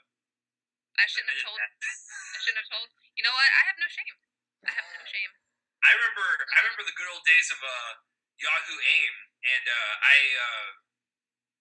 just talking to people on that like 2 in the morning, and then you realize that they weren't who they say they were, and you realize you just got catfish, and you're just Oh like, my god, catfishing used to be real common back oh in no, the 80s days. yeah, people think that like this is a new thing. No, this has been going on since the internet was born. So just to let you guys know, I've been catfished on AIM. I've been catfished on AIM. How And fucking I still use AOL. I still use AOL. Don't ask me for my email address. I'm probably the only kid my age that knows what AOL is.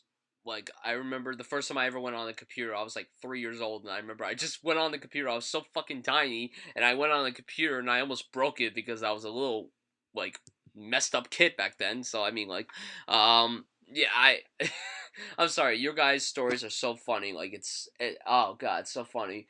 Your stories are funny too. Oh, please. So what's next on the Tom list? Toy Story 2. Never heard of it. I'm sorry. Stop doing that. Well, I mean, we kind of already talked about this. Yeah, I mean, Obviously, like, it's fantastic. Like, with Toy Story 2, I mean, there's more of him. Like, there's more of just him because it's mainly about him. Like, it's mainly centered on him. There are times when I kind of think that Toy Story 2 is better than Toy Story 1 because this one is more. There's more of a quest in it. There's more fun in it, and I mean the scene when they're in the like where all the suitcases are and they're in the plane. Oh god, that's so fucking intense. Like holy shit. Like Well, can we just add like the addition of Jessie? Here oh, Joan Cusack was so fantastic as Jessie. She's such a great character, and Joan Cusack kills it. I love her voice anyway. I think she has one of the coolest sounding voices. I've always loved hearing her talk. It's like kind of obnoxious, but I love it. Yeah, I know, she has a funny voice.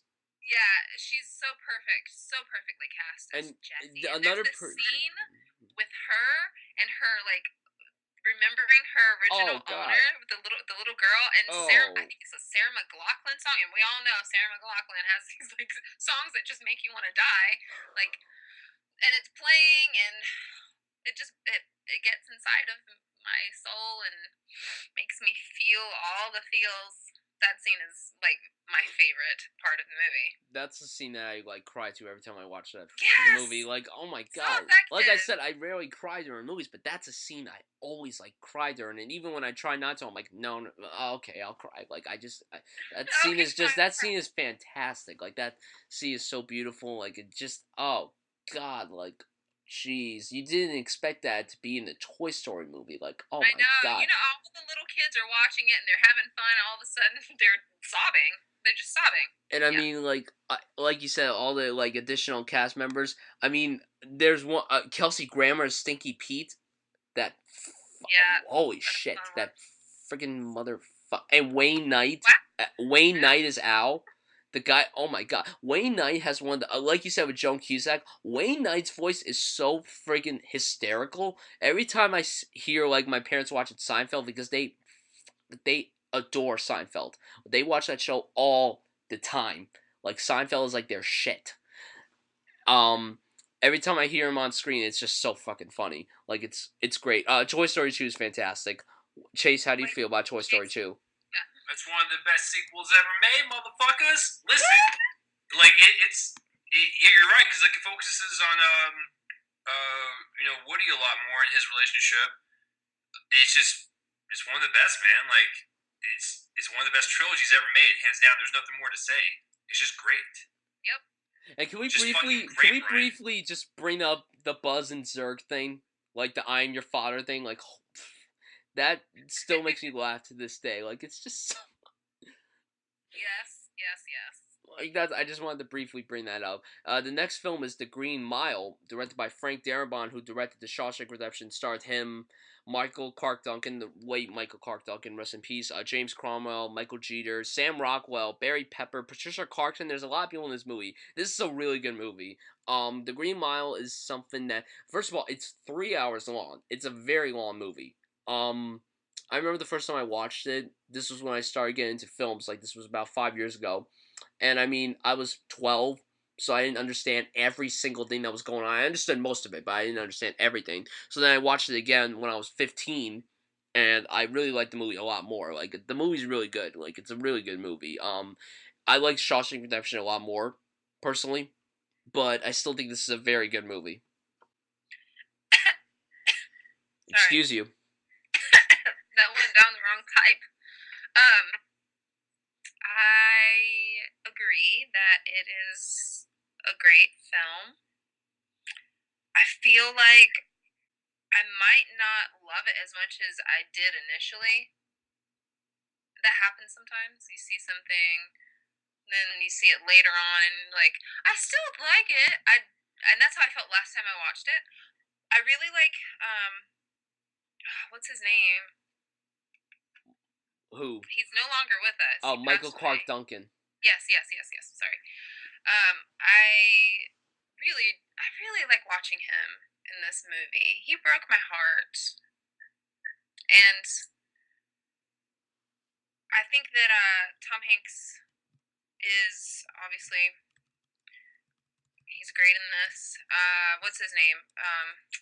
The guy with the mouse. He's also no longer with us. I think. Michael The Jeter. Yeah. He was like I really liked that character in this film. This was based off of a Stephen King book, yes? Yeah. Right.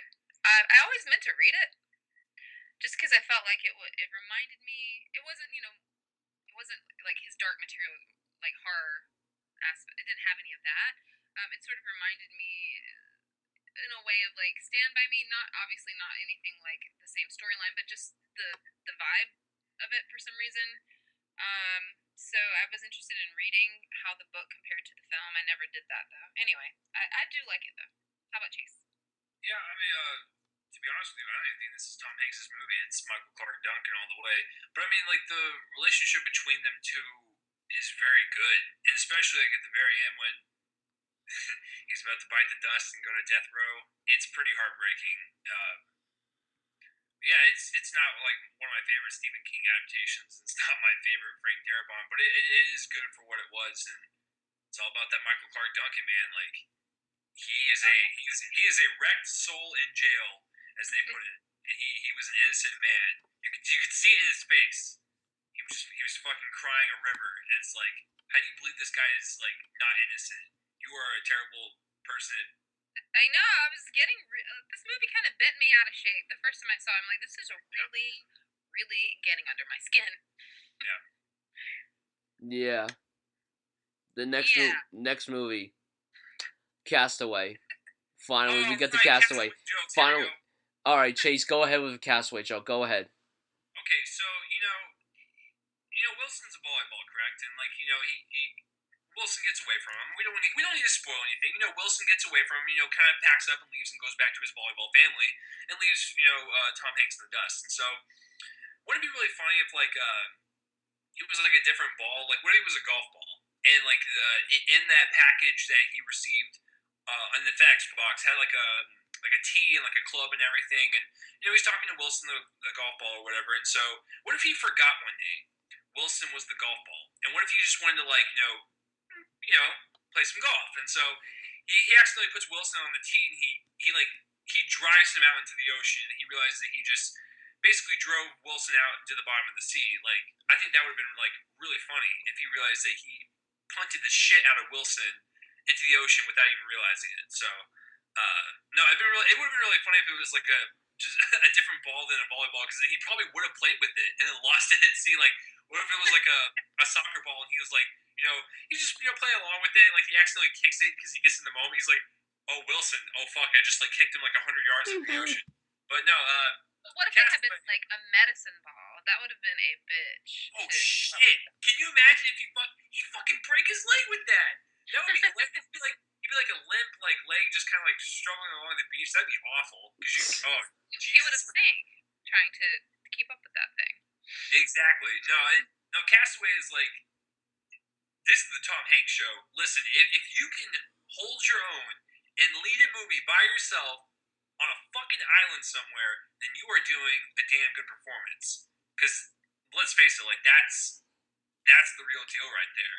Is that Yeah, I it's him? thought that it was a cool experience at the time. I hadn't really seen a film that sort of geared toward that. This is this one actor for pretty much the duration of the film, and they're going to carry this whole thing on their back. Let's see if they can do that. That's a lot. That's a lot of responsibility as an actor. So I admire him for being able to pull that off. There's some other films I've seen since then that have been sort of the same idea, like 127 Hours. That's Yeah. the James Franco show, and then there's that Buried. That's definitely Ryan Reynolds show right there.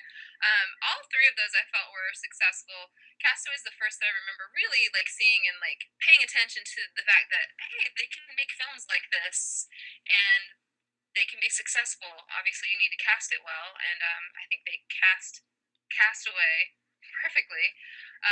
It's not one that I can watch over and over again. I have to be in the mood for this one, but like initially watching it was a really cool experience. Um, I think it's a It's a good survival movie, and there's right. one scene. There's one scene that makes me cringe. And you know what I'm talking about is when he has to get his tooth out with the rock. Oh. Uh, No, I that talked it about that. kills me every time because I'm just like, Tom, just let it rot out or something. Like, don't do that. Just stop. Exactly. Let it rot out. Just don't fucking do that. That would hurt like a bitch. Just stop it. I Every feel time. like at this point he just it didn't matter anymore. Yeah. Exactly. He was just like, you know I what? feel like we would like in that situation we would do so many things that we wouldn't think we'd be capable of doing. But I mean that is such a cringe-worthy scene. Anything where a tooth involving teeth in films, like coming out, being knocked out, being pulled out, I always look away. I can watch somebody like pretend to be decapitated in a movie, but all of a sudden, you're pulling a tooth out, and I'm like running out of the room. And before you say anything, I have to say this real quick. Any of you fuckers out there that say you didn't cry when he lost Wilson at sea, You are an idiot. You felt it. You felt the loss that man went through. That was his only friend, you asshole. He just lost his friend. You felt that. There's no way that you didn't feel that. Anyways, Bryan, that's all you now. Go ahead. Because I've heard people say that. You were lying to yourself if you didn't feel something when he left Wilson out at sea like that. So screw you, everyone out there that thinks that, fuckers. Okay. Castaway is a fantastic movie. I actually just watched it yesterday in my class because that's one of the films we watching in my literature and film class. Tom Hanks is incredible. Honestly, like I said earlier, that Philadelphia might be his best performance. Because like whenever you do a movie like and you're like the only person in it for a long period of time, like James Franco in 127 Hours or uh, Ryan Reynolds in Buried, if that doesn't work out, then you basically failed. Like if you don't do good, then you have failed. But Tom Hanks didn't fail at all in this movie. Like he was just perfect from beginning to end, and the fact that they had to hold production for a whole year for him to grow that long beard and lose so much weight. That is dedication. He didn't win the Oscar. That was the last time he was nominated for an Oscar, which shocks me. That was 15 years ago. So I mean, like, Wow. he lost the Oscar to Russell Crowe for 15 Gladiator. years ago? Yeah, 15 years ago, he lost the Oscar to Russell Crowe for Gladiator, which is kind of an exception because that's a fucking incredible performance. But Tom Hanks was fantastic in the movie. The movie's great, and like Chase said, if you didn't cry when he lost Wilson, then you're a bunch of cock fucking idiots. Whoa, Bryan, have I been hanging around with you too long? Dear God, calm down. It's like he had Tourette's for a second. Like he literally said that, and then his hand went over his mouth. Like, oh, what did I just say? I wish you could have seen that reaction. That was funny. Bryan, here's the deal. When your family asks, like, if you have any friends from Texas, please say no, because if they find me and they know what I do, they're gonna like disown you. Okay, just know that. Just know that going forward in your life. Okay. Okay. I was like, where is this going? They are a bunch of cock. I'm like, oh God. I'm sorry for anyone who's listening who just turned off the video or the podcast because I said that word. I apologize, but really, seriously. I've said worse things in the past hour and a half. Like Chase said, he said worse things in the past hour and a half. But seriously, like, if you didn't cry when he lost Wilson, then you're a bunch of idiots. Anyway, Castaway's a fantastic movie. Next movie is Road to Perdition, directed by Sam Mendes, with him and the late Paul Newman. Paul Newman, sir. Okay. Paul Newman's great. This is a really good movie too. Like, Sam Mendes directed this. This was his film right after American Beauty, and it's an intense movie. It gets me. I was on the edge of my seat the first time I watched it. Like, Tom Hanks is great in the movie, of course, because he's Tom Hanks. But seeing him going back and forth with Paul Newman is like amazing. Like, I mean, I think this was the second to last movie that Paul Newman did. I think, but it's a really good movie. It's not as good as like American Beauty or Revolutionary Road, but I think it's a damn good movie. I still think it's a really good movie. I agree. I thought this felt a little different for Tom Hanks, like as a character. I couldn't really compare this to anything else he had done character-wise. It just felt a little different, the vibe of this person he was portraying. I am a massive Paul Newman fan. He's one of my absolute favorite actors. I think he's beautiful. I think who he was as a person and the things he accomplished in life is beautiful. I love that he was married to his wife all that time. That's beautiful. His voice is beautiful. He's the best thing about Cars because his voice is so beautiful. The character in Cars is the best character in Cars. I'm sorry, this is not the Paul Newman show, but if we're gonna bring up a film that has him in it, I have to at least drop the fact that he's one of my favorites, and I loved him in this film. I thought that he was super intense. Oh my gosh, he's so good at that, and I loved seeing him and Tom Hanks together in the movie, and I thought that this was a really great one. I have not seen it in a while, and I kind of want to watch it right now. Don't get mad at me. I've not seen it, but I own it, and I've actually owned it for like a year and a half, and I just haven't watched it yet. But I hear like this is actually like one of the best like comic book or graphic novel adaptations. So Yeah, yeah, that's the thing. Like, it's in my opinion, it's a very underrated comic book graphic novel film. Like, I think it's a very good. Like, I didn't know it That was based on a I graphic somehow novel.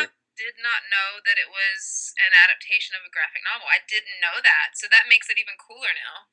well, like it's not only that that intrigues me. It's the director. It's Sam Mendes. Like I love American Beauty. I like what he did with the James Bond movies. So I yeah, I actually want to kind of watch it like as soon as possible now. Just from the director and the fact that it's a graphic novel adaptation.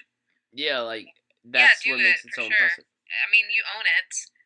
I know, So right? It's as soon as we're yeah, it's like you have no excuse. As soon as we're done talking about this, just mosey on over to your shelf and pop it in. Psst. Any that sleep tonight? No sleep for you. no. No, I gotta watch Daredevil. But I mean, like, I have like a whole stack of like shit over there I need to watch. But like, this is definitely one of them because I bought it. I blind bought it from a guy because like he was selling like 20 movies or whatever for like $5 a pop. So I was like, you know what? I haven't bought any movies in a while, so I was like, I'm gonna buy that stack from you. And I looked through it, and like this was one of them. And I was like, I've never seen it, but I love me some Tom Hanky Poo. So I mean, like, you know, that's my pet name from him. But I like, yeah, I'll check it out for sure. Awesome. Awesome. the Next next film. the next movie. What the fuck was that? I don't know. I don't know. It's late, guys. It's late. We got to storm through this It's silly. next movie. Catch Me If You Can. Amanda and I talked about this on last week's episode. Leonardo DiCaprio. We sure did. This was my favorite. This is my favorite DiCaprio movie. Tom Hanks. I mean, we already talked about how great DiCaprio is. I mean, if we want to briefly talk about how great the movie is again, that's totally fine because this is like my fifth favorite movie of all time. Catch Me If You Can's a fantastic movie. Tom Hanks was great in the movie as Carl Henry. That Boston accent. I mean, the first time I saw the movie, I kind of laughed because whenever a non-Boston actor does a Boston accent, I kind of laugh personally. But then I get used to it, and they do it so well. And Tom Hanks pulled off a very good Boston accent. I mean, the scene in the car. I mean, everyone who's seen this movie remembers that Tom Hanks' best scene was in that car when he said, "Knock knock, go fuck yourself." That was the best scene from him in that whole movie. I mean, he was great, and I really want him and DiCaprio to do another movie together. Yeah, I was just about to say they were really fantastic together in this film, and it would be cool if they were able to work together again. Um, Probably one of my favorite pairings when it comes to Tom Hanks and someone else. I loved him with Paul Newman, and I really, really liked him a lot with DiCaprio as well. And I, like I said last week when we talked about this film, I think it's pretty perfect as a film. I don't have. I think it scores super high in all aspects of the technical aspects of it, the storyline, the performances, the cast. I just really enjoy it a lot. Yeah, you know what's really funny is like in that. See, I told you the story would come back. It's gonna all fit in, but the stack of movies that I bought randomly, that was in there. And I actually watched Catch Me If You Can for the first time ever, like a couple months ago. I really liked it. Like it was great. Like I was like, you know what? This is like it's like a really cool quirky thriller, which is like a weird like genre mashup because it's not like a straight up like hardcore serious thriller. It's got some quirk to it. It's got like some funny moments. It's like a Right. it's really cool. So yeah, but Tom Hanks was he's really cool chasing him down the entire time. So yeah, I have no problems with Catch Me If You Can. It's a cool little flick. The next movie is The Lady Killers from the Coen Brothers. I've never seen this And movie. we'll skip it. I haven't seen it. I don't really care about it. The movie didn't sound interesting to me. Have you seen this movie, Amanda? Part of me feels like this happened at some point in my life. Like I feel like I did. But if that is the case, it obviously didn't leave much an impression on me. Hmm. I heard it was like the worst Coen Brothers movie they've ever done. Like I heard it was that bad. I have not seen it, so I can't physically say like this movie's. Yeah, I You know, haven't seen it either, so I can't say if it's bad or not. So we should just not say. We should just not Yeah, even say. let's just go to the next movie. The next movie is The Terminal, the third film that he and Spielberg did together. I gotta be honest, I love this movie. I think it's a pretty entertaining movie. Like the first time I saw it, I'm like, this movie's okay. It's nothing great. It's nothing terrible, but it's a really good movie. Tom Hanks. I mean, the, the accent at first annoyed me because I've never seen Tom Hanks do an accent like that, a very foreign accent. But I think he pulled it off very well. And I like the movie. It's very different for Spielberg because Spielberg generally doesn't do movies like this. And to be quite honest, I think this is the last movie. Actually, no, The War of the Worlds and this are the last two movies that he directed that take place in present day, because all of his other movies take place in like the past or the future. Like they're all taking place during different time periods. Like I think this is a very enjoyable movie, and I love it. I mean, it's not as good as Catch Me If You Can or Saving Private Ryan, but I still think it's a very fun movie. That's how I feel about this I movie. agree with you on that. I'm pretty sure I saw this in the theater, and I really liked it. I thought that he nailed the accents. That was one of the times when I was watching. I'm like, you know what, accents are. This would be really hard. This would be a hard accent, like for me, to pull off. And anytime an American actor, does an accent, not just an American one, but does an accent that is just so completely nothing like how they speak, I'm so impressed by that. And this is clearly very opposite of what he normally sounds like. And I was impressed with him in this. I think it's a nice film. I like, what's her name, Zoe Saldana in this. No, no, no. Oh yeah, Zoe Saldana is in the movie. That's Yeah, right. for her little next. I thought she was super cute. This is when I was first sort of paying attention to her, and I thought she was like real cute. Like, who is she? She's Honestly, really when you cute. said Zoe, I thought you were about to say Zoe Deschanel. That's what I thought you were gonna say at first. But No, I mean, if you want to talk about Zoe Deschanel, we can. nah, different episode. 500 Days of Summer is amazing, but um, yeah, like you said, Zoe Saldana. I liked Catherine Jones in the movie, but I felt that she was kind of a bitch. She was kind of a bitch. But Stanley Tucci though was awesome. He was awesome. Stanley Tucci's a fucking amazing actor. Like that guy is He's awesome. always so enjoyable. Don't He's you think? awesome in everything he's in. Even if the movie's complete garbage, he's like the best Except thing for about that the movie. Lovely Bones. Can we just? Oh, Oh, he's so good in The Lovely Bones. That's like he's my favorite thing about that whole movie. I don't really like the he's movie good. that much, but I just don't ever want to. I just want to pretend it was never made. But go ahead. what about you, Chase? Have you seen The Terminal? No, I have not, so I cannot comment. Hmm. Yeah. It's a fun movie. Like it's I mean, like, well, answer me this, like, because like when you look at the poster and you like read the synopsis, is it more of like, is it more on the dramatic side, or is it more like on the fun side? it's in It's between. a nice mixture of both. Yeah, of it's a those, nice actually. mixture of both of them. It's sort of like Catch I- Me If You Can. Like it has that nice mixture of both the comedy and drama. Okay. But it's the concept of him being in an airport that's taking place in an airport this whole time. You get it's good for like what situation is he going to get into next? I mean, it's only happening in this airport. Like, what could take place with it? Was it 24 hours? How long? No, he was in there a lot longer than 24 He was in there hours. for like 10 months, I think. Oh my gosh. Okay, 24 hours, 10 months, same thing. But I did like the idea of it being. I like films like that sometimes that are one location, and let's see how many things we can happen within the story in this one location, and it's really good for that. Okay. All right, the next movie, The Polar Express. Robert Zemeckis again. Okay, here is the thing with The Polar Express. When it first came out, I saw it opening. I was 6 years old when it came out. Everybody saw this movie when it came out. I loved it the first time I saw it.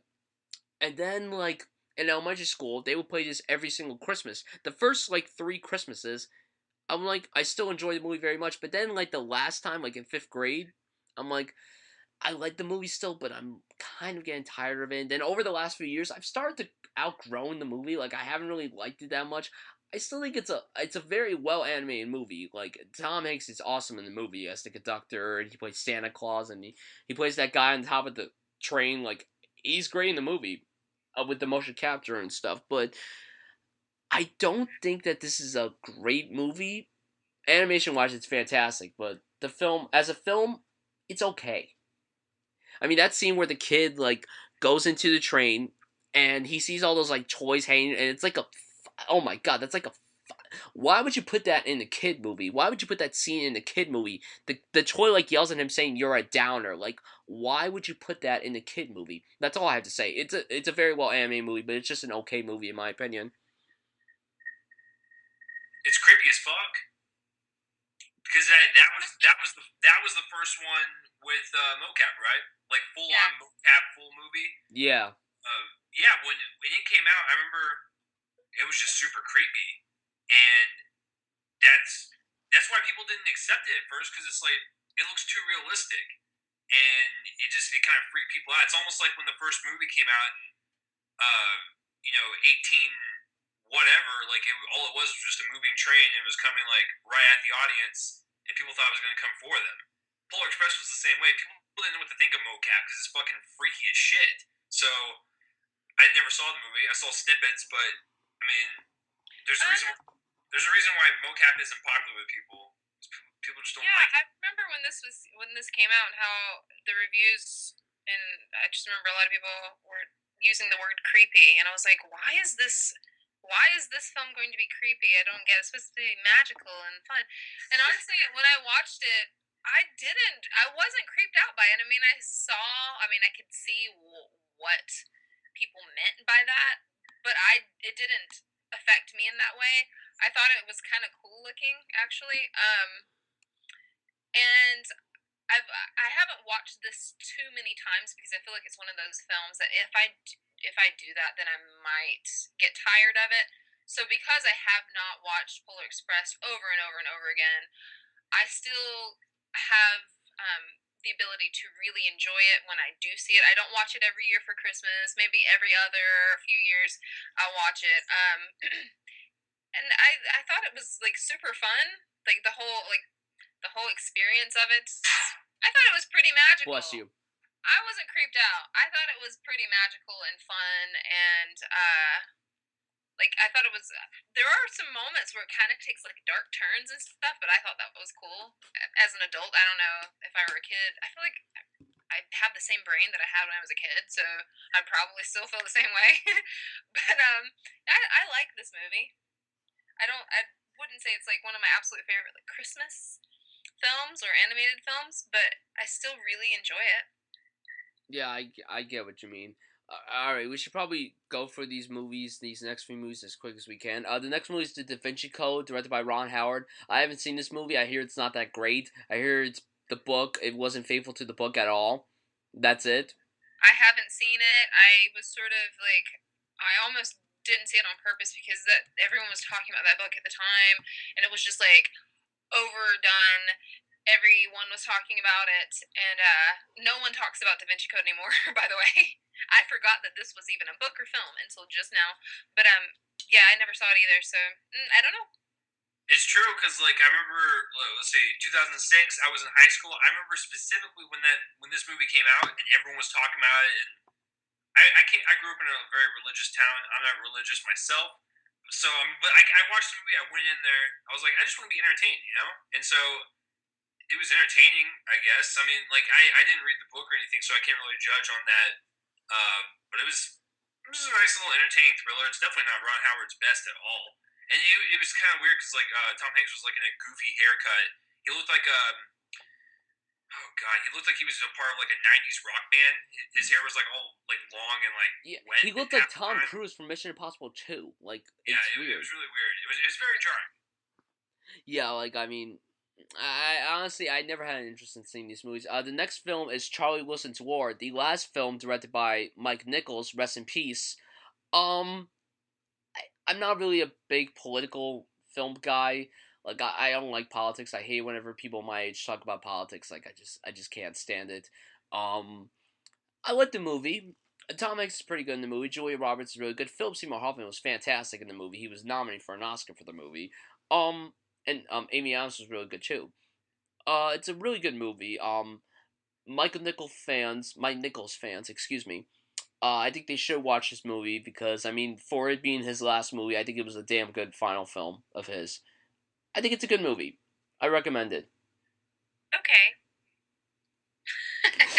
No, I've never seen it. So you recommended it. And I'm like, okay, well, I'll put that down on the list of films that Bryan recommends.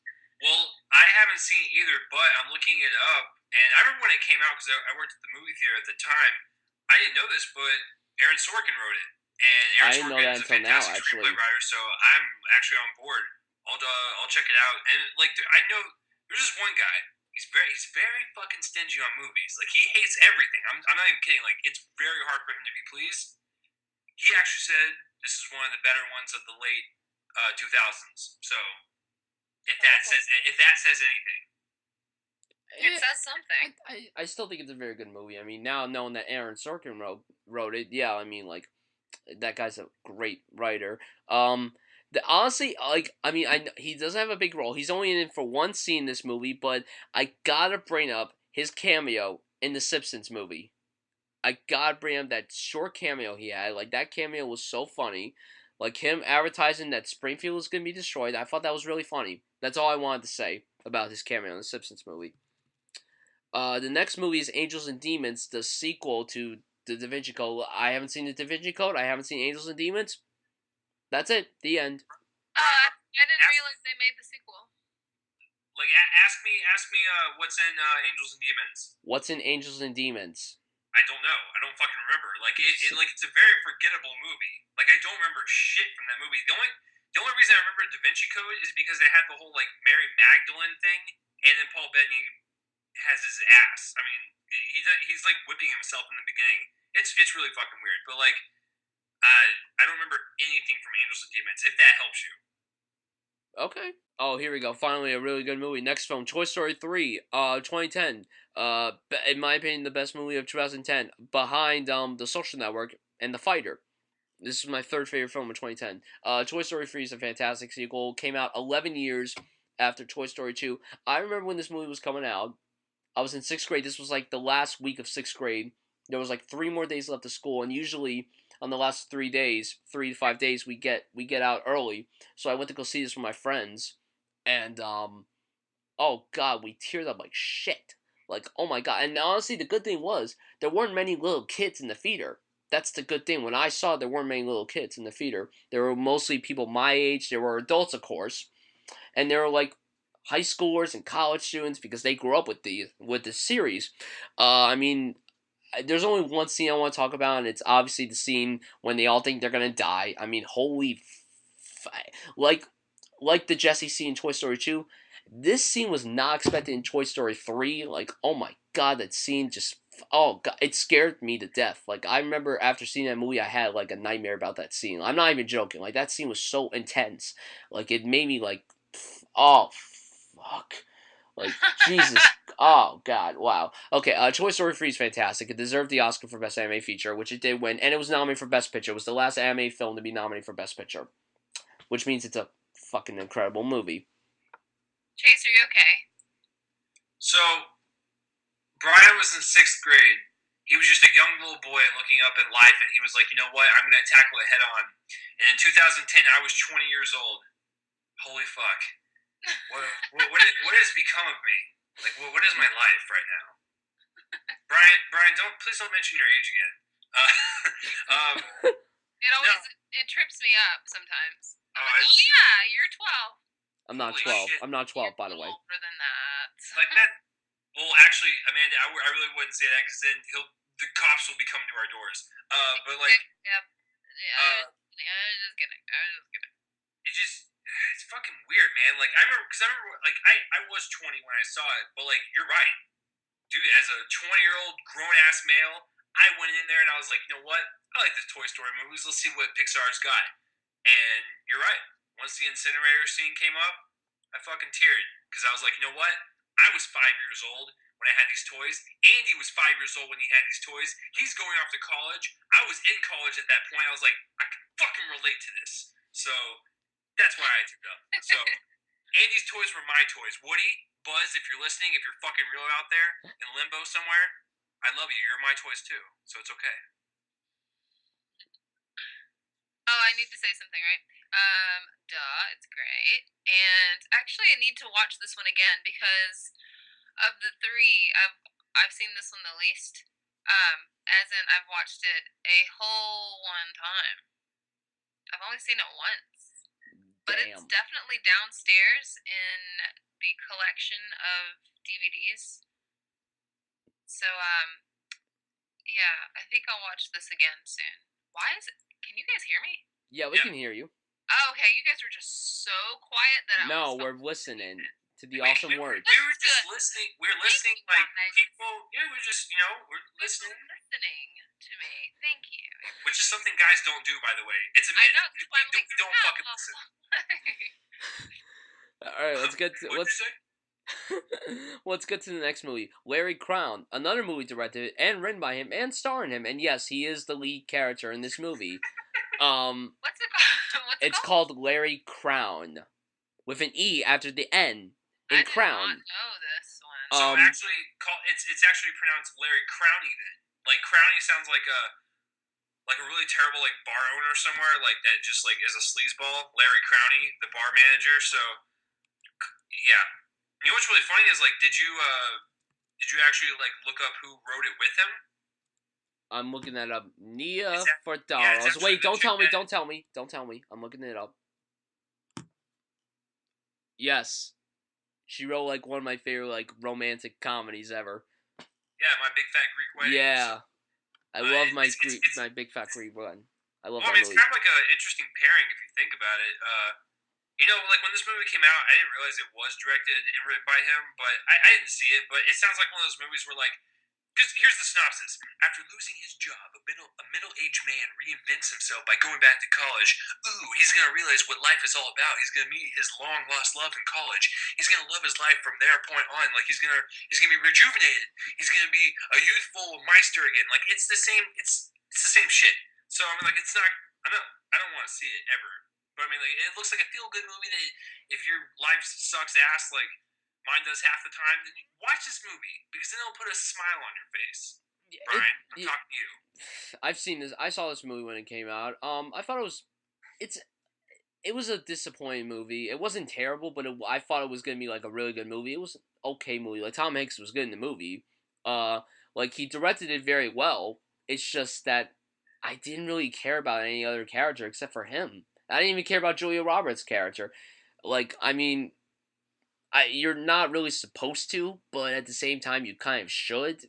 So, I mean, like, it was an okay movie. I mean, I wouldn't say. I mean, I think it's on HBO. Just watch it on HBO so you don't have to waste any money. So I mean, yeah. Next film, extremely loud and incredibly fucking loud. Extremely loud and incredibly close. I do not like this movie at all. I was so like, oh god. First of all, Tom Hanks was great in the movie. He wasn't in it that much. Sandra Bullock was great in the movie. She wasn't in that much. The kid was so annoying. One of the worst child performances I've seen in a very long time. He was so. Oh my god, I hated the kid's performance. Listen, I'm a kid, okay, and generally kid actors are not so good. I'm not really an actor, but when I act terribly. My acting is terrible, and I recognize that. But the kid in this movie was so bad. The director of the movie is so good because he directed films like Billy Elliot, The Hours, and The Reader. So I mean, I don't know, honestly. I don't really like this movie that much. It could have been really good, but I don't know why it was nominated for Best Picture. It was like a bad reviewed movie. It has like a 43% on Rotten Tomatoes, so right there, that should not have been nominated for Best Picture. I was about to bring that up. I haven't seen this film. I had a friend, or I have a friend that is obsessed with this book. It's like I think it's her favorite book ever. She reads a lot of books. Like she's read everything, and this is her favorite book. I can't remember if she liked the film or not. She would be the one to ask. However, I remember being quite surprised that this was nominated for Best Picture. I was watching the live announcements that morning, and I was like, "Whoa, how did this get nominated?" Just because I remember critics didn't really love this one, and more so than not, I mean, more of them didn't like it than did. It's 1:30 in the morning. But and I remember Rotten Tomatoes, the score was pretty low for a film being nominated for Best Picture. Not that, I mean, don't Rotten Tomatoes is basically it compiles all of the positive and negative reviews and gives it a grade. And that just seemed pretty low for a Best Picture contender. From the people that I know that did see it, they all kind of sounded like you, Brian. They were a bit annoyed with it and didn't really care for it.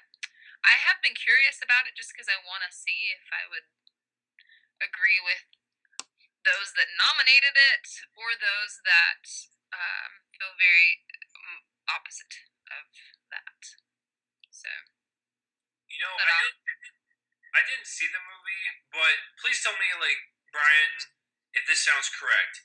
Listen, I'm not a huge fan of like when movies use like a national disaster as like an emotional point, unless it's actually like really good and weaved in there. Is this movie like? Do you remember that one shitty movie that Robert Pattinson did? remember me. Yeah, Oh my god, my sister was just was, watching that today.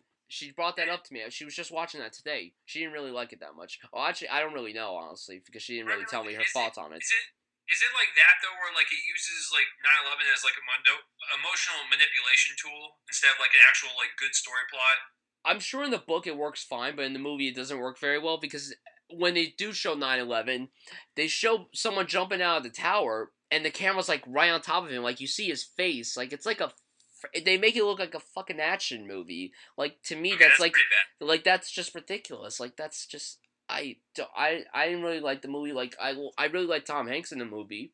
I thought he played a really good father, but just the kid was so annoying. Max von Sydow, who was nominated for the movie, was really good. I mean, that was the only nomination the movie deserved, and I think that was the only other nomination it got other than Best Picture. But like, the film did not deserve to be nominated for Best Picture. The kid should go away and go somewhere and never come back because he's a terrible Oh, don't actor. be so harsh. I'm He's so, just a I'm little sorry. There are little actors. The kid from Looper was a good actor. The kids from like actually a kid in every Spielberg movie is good except for Justin Chatwin, but that's an well, exception. maybe his audition for this was really solid, and they won, and maybe he was nervous. I don't know what I'm saying, but All right, all I right, just feel bad okay. because he's just a little boy. I didn't do any research This on is this the movie. mother instincts in me coming up. I don't know. I mean, there are a few child performances out there that I really like the kid You from know what? Looper. I get really annoyed with kids in movies sometimes. I'm not gonna lie, but I think I'm a little nicer about critiquing them just because they're kids. Hmm. They're kids. Yeah. The last good kid performance I saw was the daughter from Interstellar. So that was the last good child performance I saw, and ironically, that was played by Bella and Edward Starr from Twilight. So I mean, like that shocks me the most. All right, the next movie is Cloud Atlas. The Wachowskis directed this, and someone else I don't really know their name on top of my head.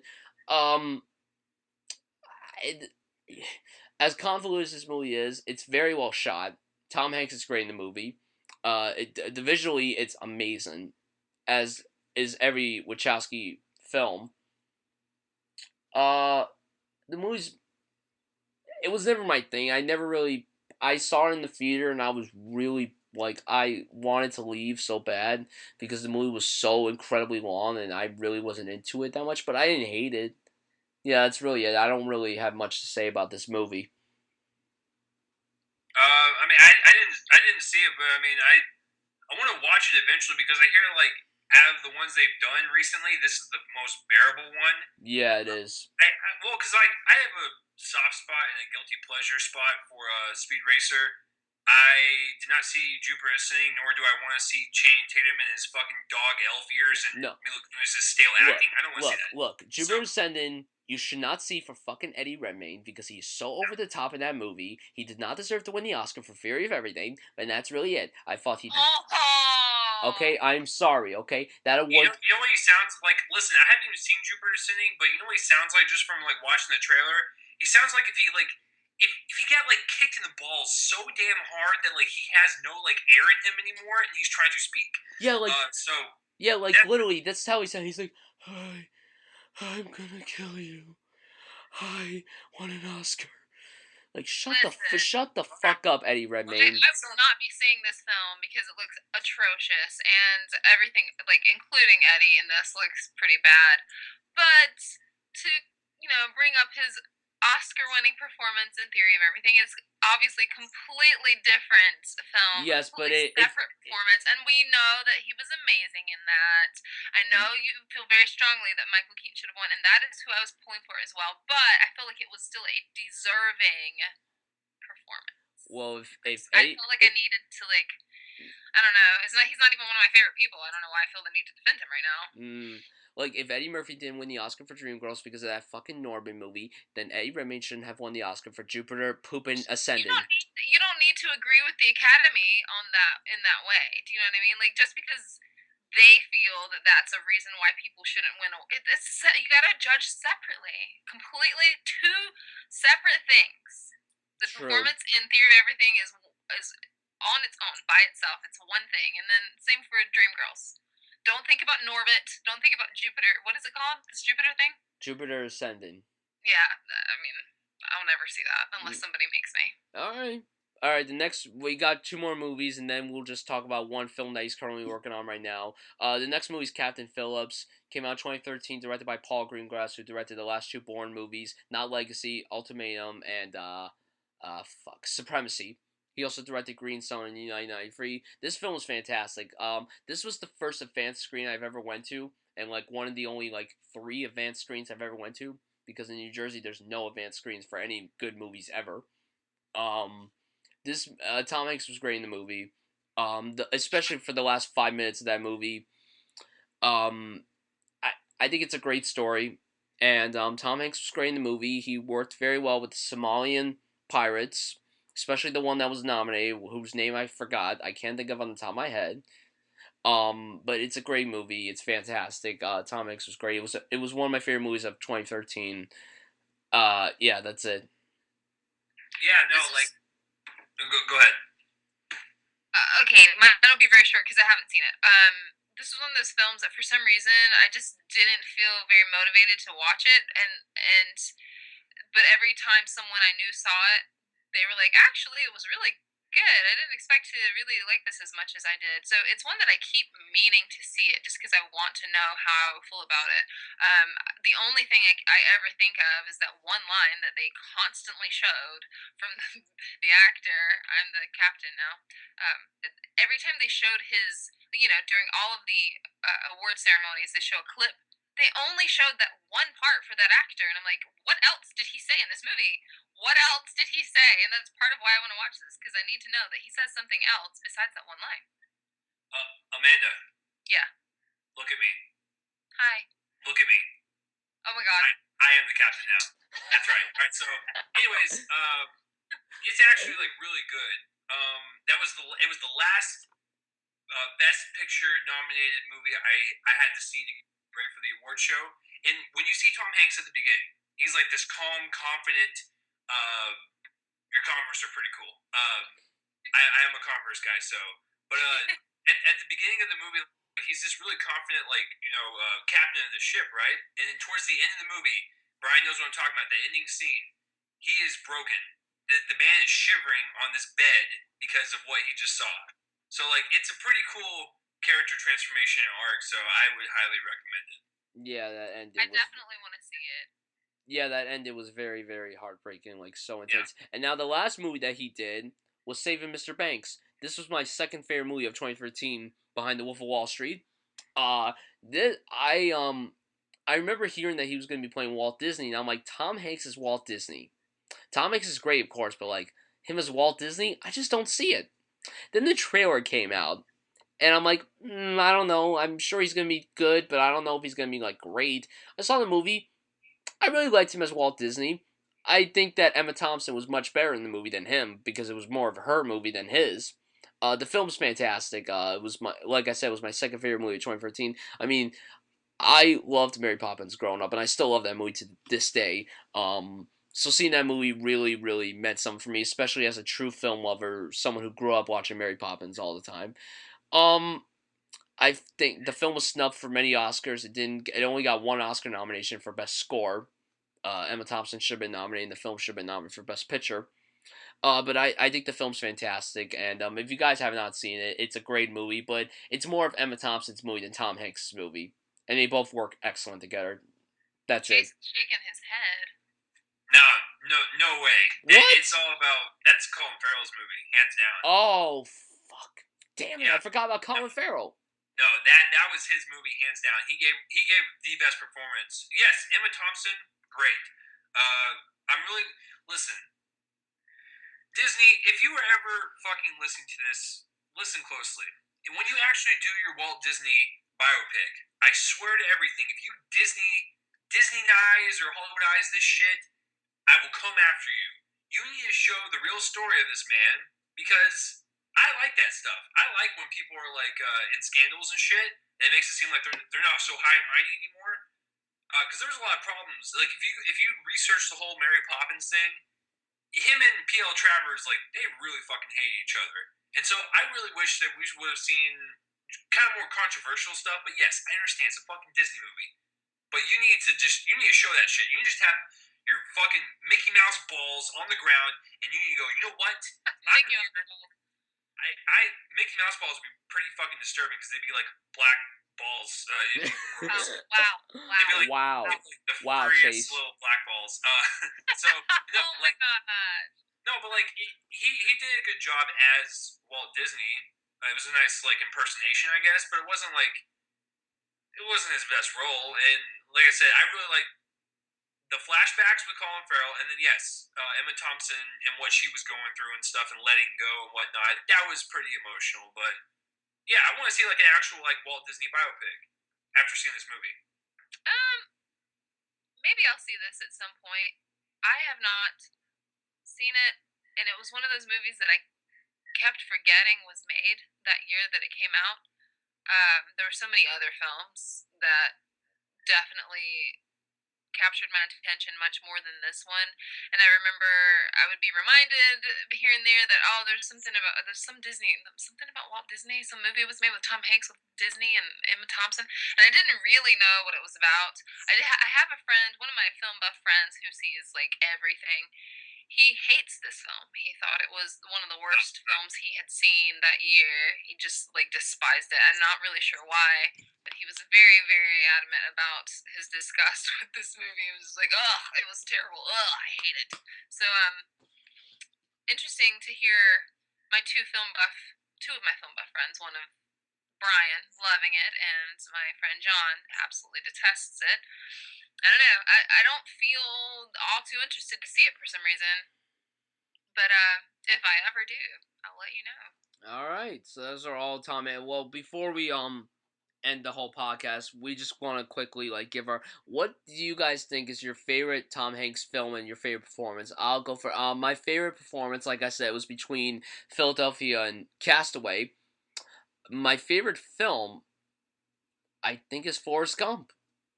I think it's Forrest Gump. That's it. Chase? Does the voice acting count? Yes. I'd say best performance, Castaway, best movie, any of the Toy Stories, so all three of them. Yeah, I think I'm gonna go with like favorite. I'm gonna do favorite instead of best because those are two different things in my mind. Favorite Toy Story. The Toy Story is probably favorite, very closely followed by Forrest Gump. And I think that that's accurate. Favorite performance. Forrest Gump or you know what? I really liked him in. No, I won't say that. No, it's not that one. Castaway. Castaway would probably be technically his best. And Forrest Gump might just be like my favorite character, and so that would probably be my favorite performance. Okay. All right. So before we actually end the podcast, I just wanted to bring up the new film he's working on. He's currently working on a film with Steven Spielberg called Bridges of Spies. It comes out on October 16th. I don't really care what this movie's about. I mean, it takes place during the Civil War, I think, or no, Civil War or Cold War. I mean, it's one of those two wars. It's the Cold War. The Cold War. The thing that's so great is that Steven Spielberg's obviously directing it. It's the first film that they worked on together since The Terminal, and that came out 11 years ago. And I mean, I love the cast in the movie. It's him. Amy Ryan's gonna be in it. Alan Alda's gonna be in it. I love when they work together, and I'm really excited for this movie. What's it called? It's called Bridge of Spies. Bridge of Spies. Okay. I don't know anything about it, so I will. I'll have to Google. I'll have to Google that stuff. Okay. Can I just quickly, because it'll bother me if I don't say this. Sure. Catch Me If You Can. Actually, is my favorite film of his. Okay. Okay. But Forrest Gump is probably my favorite performance. Catch Me If You Can is, I think, a better film. I think I like that one more. All right. All right. All right. Now later, I won't be like, oh, I didn't say it. Now everyone's gonna think I like Forrest Gump more than Catch Me If You Can. I don't. I debate on Catch Me If You Can, Forrest Gump all the time. Gotcha. All right, guys, that is the end of this episode. This was a very long episode, but you know what? It was so damn enjoyable talking about Tom Hanks and a bunch of random shit like Madonna and Pixar and all that stuff. And Guys, Mickey Mouse balls. guys, we seriously would like to thank all of you for listening. We'd like to thank Chase for coming on here. Chase, tell everyone where they could find you and stuff. Alright, if you guys have stuck around to this point and you can stand me, well, guess what? There's more of me, and they're everywhere. Listen, if you guys like sick, depraved shit and random dirty sponges on the side of the road, then I'm your man.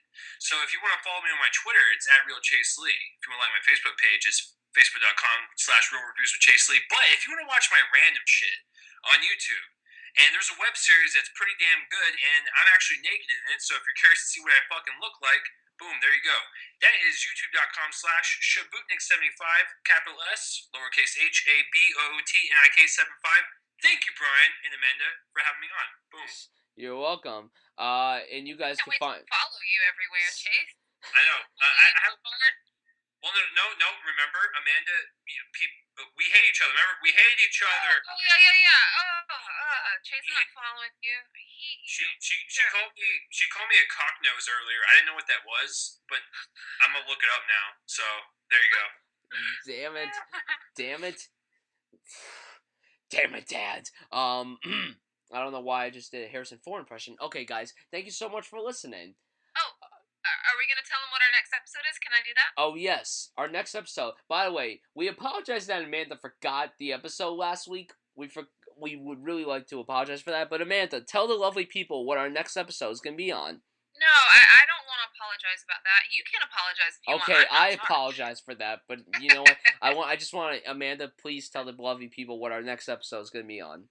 Next episode is my choice. Bryan allowed me to choose this person, and first female episode, Kate Winslet. Kate Winslet, I'm flying, Jack. Okay, I don't know why I just said that. All right, it's very late. It's almost 2 o'clock in the morning here in New Jersey. But guys, we would like to seriously thank you so much for tuning into this episode. We're really glad that you're enjoying this episode, if you stuck around at this point. But, yeah, thank you all for listening, and, yeah, thank you all for listening. We'll see you next time. Love you. Bye.